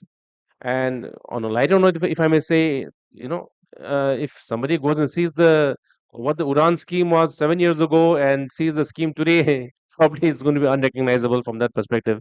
So, so a lot of changes have taken place, and as mentioned by Honorable Minister in the morning itself, just a couple of weeks ago, we came up with new guidelines for seaplane operations. So this is the kind of thing that is that is constantly evolving, and there is a constant I would say, push towards making trying to make uh, regional connectivity into a realistic vision, and not just as a pipe dream. And I think the numbers speak for it. It's not something which we are design a scheme and just leave it as it is, but the numbers speak for it. I will not go into repeating the numbers which have already been mentioned time and again. But I think regional connectivity is here to stay, and as mentioned by Honorable Minister in the morning itself, and also by Secretary Sir to some extent, the look at the future of what India is planning to do.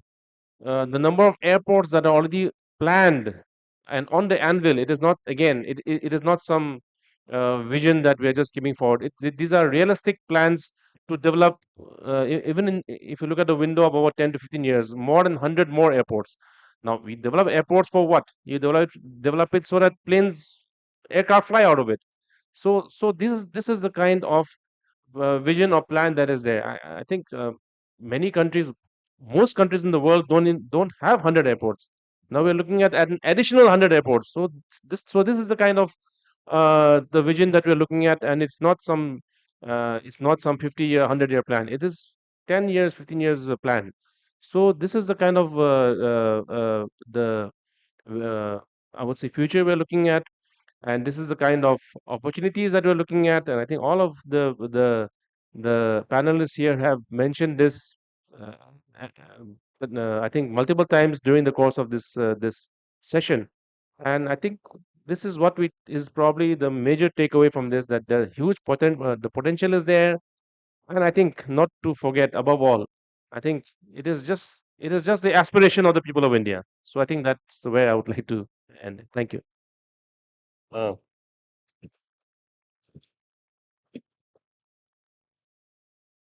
Thank you so much. We'll now open up for a few audience questions. So there are quite a few.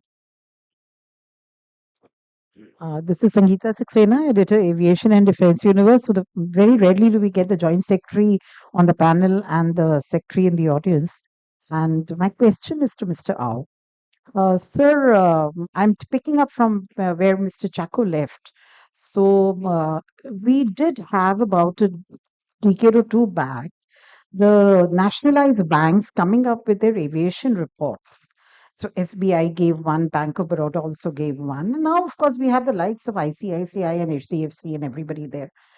None of them talk about financing aircraft, putting their effort into the aviation business. It's very secondary to them. So, sir, can the MOCA as the body which is at the center of attention and also will create people to come and react to them, can you play a role, sir, in getting the banking together to get the act right? I think I'm nobody to tell the banks to get their act right, but but I think at the end of the day, it is, any sector will have to make itself attractive. At the end of the day, what will banks look at? They will see the profitability, what they can make out of it. So in many ways, I think all this what we are talking about, and especially after the civil aviation policy of 2016, and the way the sector is growing, the industry is growing. I'm sure there will be the definite there will be definitely an attraction towards this thing. And I would say it's only a matter of time. So that, like I said, I wouldn't like to comment on it, because at the end of the day, every bank or every financial institution has their own mood. And we have Mr.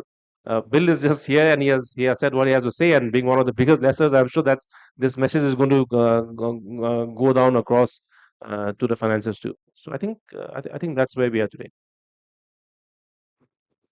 Please let me compliment Mr. Rao. In that regard, what we do know is that the international banking community is looking forward to work with local banks in India and in other jurisdictions where local banks are clearly the right solution for the financing needs. A big airline, namely Indigo, is a lot easier to finance than a regional carrier. And that's not only in India. We see that in many other countries. And I can tell you that the right regulatory environment for those banking syndicates to come to fruition will certainly provide a win-win solution for aircraft finance to happen, particularly when it's small deals that may not be that attractive to the big banks. And that in the end is more affordable aircraft and more affordable tickets for more people. Good afternoon. I'm Group Captain Bali from Business Aircraft Operators Association. My question is regarding the VGF issue, which was brought up by Mr. R.K. Singh and also Mr. Manoj. With 7 years of UDAN scheme experience behind us, are we looking at being more flexible on calculation and tenure of VGF on a case-to-case basis? Because as we can see, some of the inaccessible areas might need VGF even beyond 3 years, maybe till we become a Viksit Bharat, and some may need even just three years. And also the aircraft being used for each route. We need to have that flexibility for the scheme to be long-term sustainable. That's the question about it.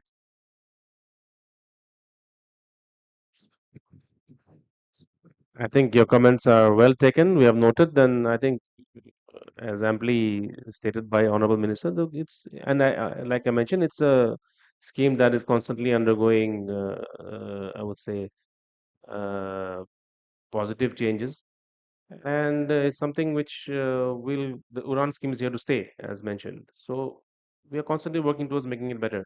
So I think all these points are just we'll just add to that. Yeah. Hello, I'm Vishok from the Viman.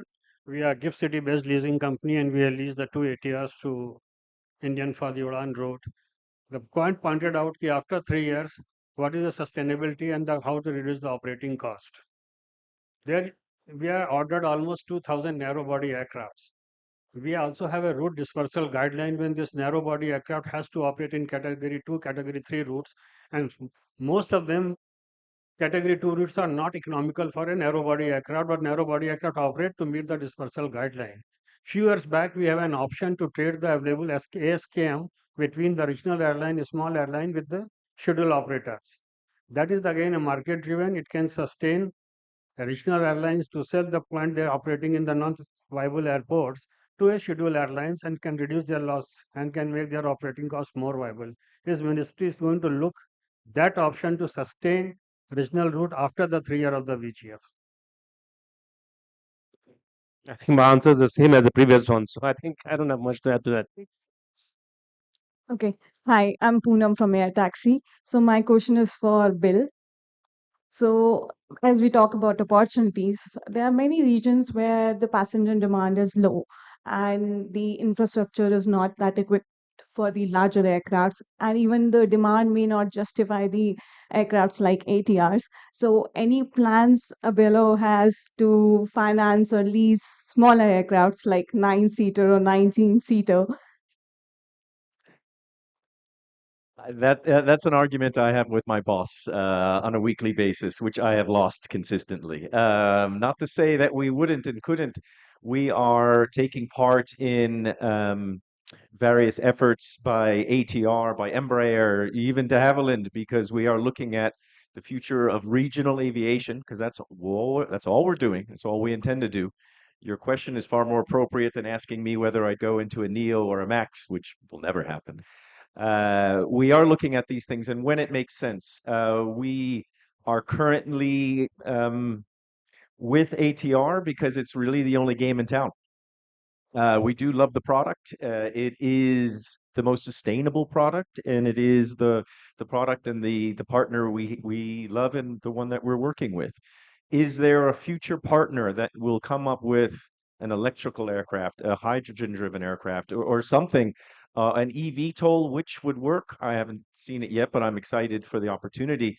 Absolutely, we would consider that. And yeah, we're certainly looking for somebody who is going to give us, and again, it has to be something that we can bring to our shareholders to say we can make money with this, buying this and then leasing it back out again. So I would say the future is open, and yeah, I'll continue to have that argument with my boss. I wouldn't mind taking a look. Absolutely, that's what gets me up in the morning to try and do new things, which can work, or at least try to. Yes. Last couple of questions, please. Good afternoon, sir. This is a question to Honorable Joint Secretary. While we have discussed the connectivity within our country, but there is a great demand of connectivity from tier 2 airport cities to other international destinations. I'll give you an example of Punjab. Hundreds of vehicles come on NH1 every day, maybe thousands, to bring passengers from the state of Punjab and Chandigarh who come to Delhi, and then they seek further connections. Some of them senior citizens, aged passengers. Is our government also focusing on connecting these tier 2 cities to other international destinations? I think that question should go to our airlines, because our airlines can fly from any international airport to any point that has been designated as a point of call for that particular destination. So, but what I don't think I can say beyond that. The option is there. So yeah, as long as the airlines want to fly, I think it's there. Yeah, may I ask? Yeah, this question is to Martha and Bill. I have been listening, and the Honorable Minister and Secretary sir and the Chairman sir and all of you. The market is bullish. Regional connectivity is there. 1/5 of the market is in India, but in the same market, the airlines are closing down. There is some issue. Government has been doing everything to invest money in developing the airports. Airports are not used. They are spending just now I'll quote the Udan scheme 7 years ago. Now it's something which has gone. Government has done everything possible to reduce the costs from this. And your point of view was make the affordable ticket price for the passengers. Now my question is, biggest component of airline is the cost. Biggest cost is equity, that capital and running cost. I think the leasing cost is the highest, the capital cost is highest. If you become the stakeholder in India, such a bullish market, if you were part of the government, if government was to approach the way they approached state government to reduce the taxes, what is that you would both of you do to reduce the cost to the affordable costing to the airline, so that the airlines sustain, regional connectivity grows, and affordable pricing is given to them, besides what you have been doing so far? Thank you. I would actually ask ATR to say, I think it's fuel and operation costs, which are probably worse than the equity side. But what would we do? Well, at the moment, we're handcuffed by interest rates. You know, in the end, we're like anyone else who goes out to take out a loan from somebody to buy a bank or any heavy asset and arguing the case that we're going to bring reasonable returns, and then that person will then come to us. However, we are working more closely on ESG financing. This is exciting aspect for us because there is no greater sustainable aviation product than the ATR when it comes to reducing fuel burn and lowering carbon emissions. We're also talking with the ECAs because they've been put on this earth to support smaller operators in places like here, which are growing.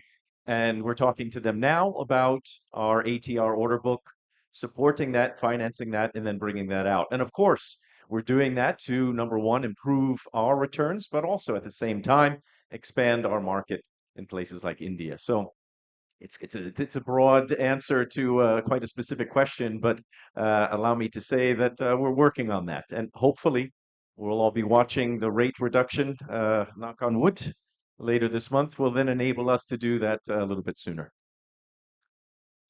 Thank you so much. In short of time, if there are any specific question. Okay. So on our side, we're mainly working on producing an aircraft and supporting an aircraft with our operators that produces a lower unit cost per seat.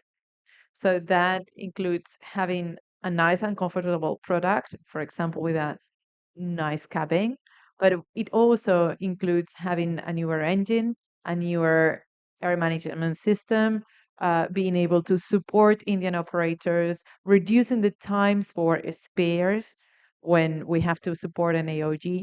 And in the medium to long term future, we have announced we're working already on the ATR Evo.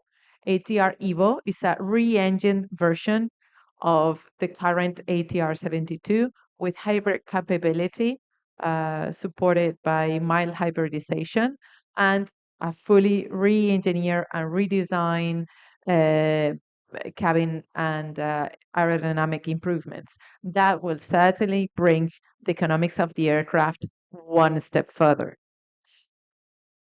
Not a little step, a big stride further, I would say. We're talking about double-digit improvements. But that being said, an airline going bankrupt or not going bankrupt or affordability, it has to be provided by all of the players in the value chain of aviation. And that is from the government that puts in place the right regulatory framework, such as UDAN and the several improvements of each version of UDAN, to the airports, to the operators that if they go on a binge of debt, that may increase the risk perception. And that may kill an airline that has a fantastic business model. So there's a lot of things that can go wrong. It's true that we are in a industry that is some prone to cycles. We've all still remember COVID. It was just 3 years ago. So it's not about one specific player. in the value chain. It's about all of us working together. And I think that is what has been happening in India for the 7 years. And I think that's why we're in such a situation that we're really seeing the market flourish despite of COVID. Yeah, good afternoon. I'm Vineet from Alliance here.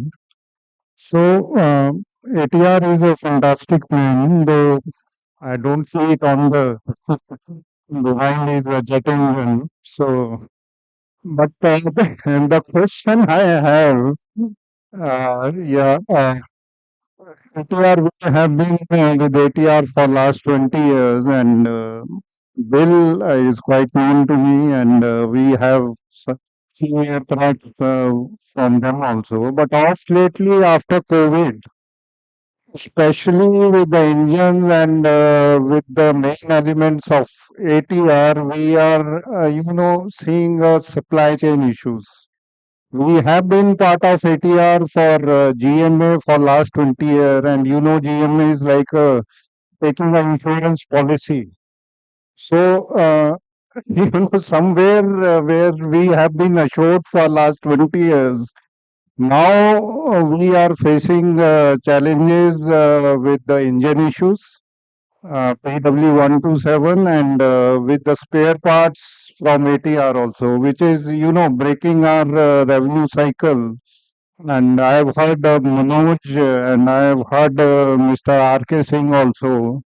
But this is the, and Bill, as he was mentioning that, now ATR has a kind of monopoly after Bombardier and after. So, what's the future? And, we need sport because we have been flying the aircraft on the most rigorous routes. Most rigorous routes, most challenging routes, and wear and tear is also high for the engines and parts.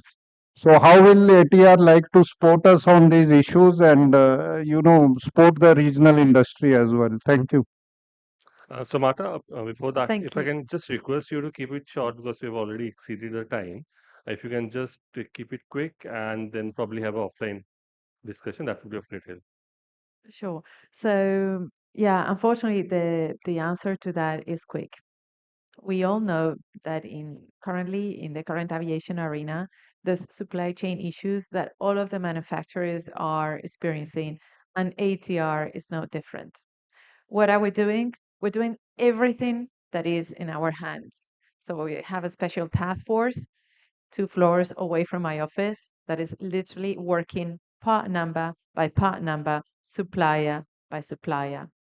What we have also done is increase massively the investment in inventory.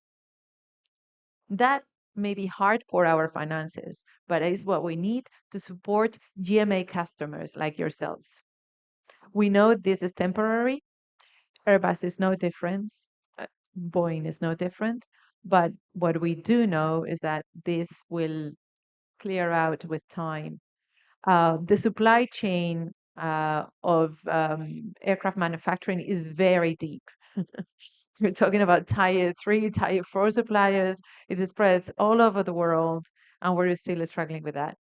Even more, the conflict between Russia and Ukraine has also started to hit in terms of sourcing raw materials. But we're working in improving the situation by the end of this year, Q1 2025. We should see good improvements. Thank you. Just we're requesting Secretary Sir to be. I think it should now continue bilateral. We are eating into everyone's time. We are lunchtime. But since it's been such interesting discussions, I thought 2 points I'll just make. And the first one is about the financing matter, which was raised, I think, by quite a few. And I think it will bring in the certainty. I'm going to say something which I've already noted. So it's not just a flippant kind of remark. So we'll try and have a meeting on aircraft financing. It has been something which has been in an informal discussion for some time, but it is also a matter where, depending on the level of airline and level of stakeholder, the financing requirements are all very different. So it's not that like a student loan, everyone needs the same thing. So it's a quite a diverse and complex this thing, but I think it is now time. Our Indian banks are also now showing interest, and also as mentioned by Martha, I think some of the foreign banks are also showing willingness to collaborate. So I think it's a good time. I will reach out to the Department of Financial Services. Together, I think it's now a good time to, we'll pull out some of the old studies which the banks have also probably done. So I'm sort of making a public commitment that we will look into this subject, which has still, yeah. The second is, since our topic really is regional connectivity, and where the UDAN scheme is really at the heart of the entire thing in the Indian context. So I think many questions, and even those who have not asked, maybe there will be various issues in your mind. The first point we can recollect is the Honorable Minister made it clear that with the end of the 10 years in 2017, well before that, we will work on a UDAN 2.0, which will take it forward. Our desire will be another 10 years. So he had already stated it. I'm just again so that recap, so that when we leave, it is clear, each stakeholder, we are clear in our mind that the connectivity scheme, we expect it to continue for another 10 years beyond 2017. 27, sorry, yeah, 27. But at the same time, as we look into how to fine tune it and course corrections, again, it will require quite in depth. So, for example, Professor Juan Montero, he brought in his terminology of startup aid and permanent aid. So it's not necessarily that permanent aid is a good way to do a financial assistance. Startup aid, which starts it off and then makes it run on it all. So there are many issues which need to be discussed.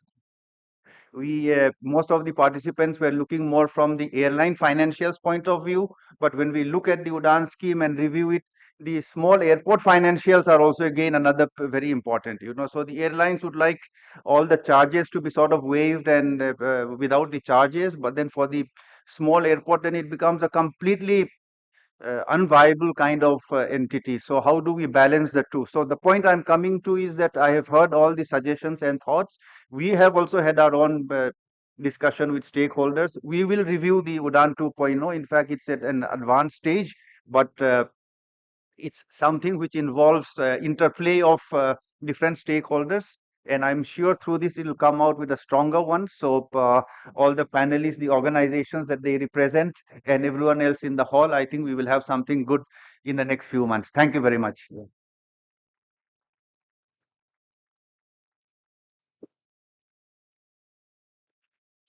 Thank you very much, sir. Round of applause, ladies and gentlemen, for our esteemed speakers for an insightful discussion. Before we conclude, I request Mr. Jodhbir Singh Sachdeva to present a token of respect to Sri Asanba Chubao, Joint Secretary, Ministry of Civil Aviation, Government of India. Can we have the green certificate, please? Requesting Mr. Jodhbir to please do the honors and present the certificate. A round of applause, ladies and gentlemen, for Sri Asanba Chubao. Thank you very much, sir, for your presence and for your contribution to this seminar. We request our delegates to please stay back for one more minute as we conclude the session, and we formally thank our speakers for their time and support. Requesting all our esteemed speakers to please join them for a group photograph. Please join them for a group photograph.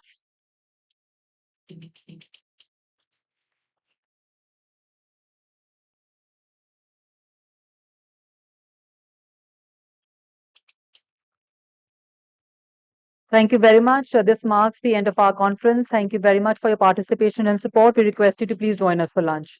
Thank you. Wish you a great day ahead.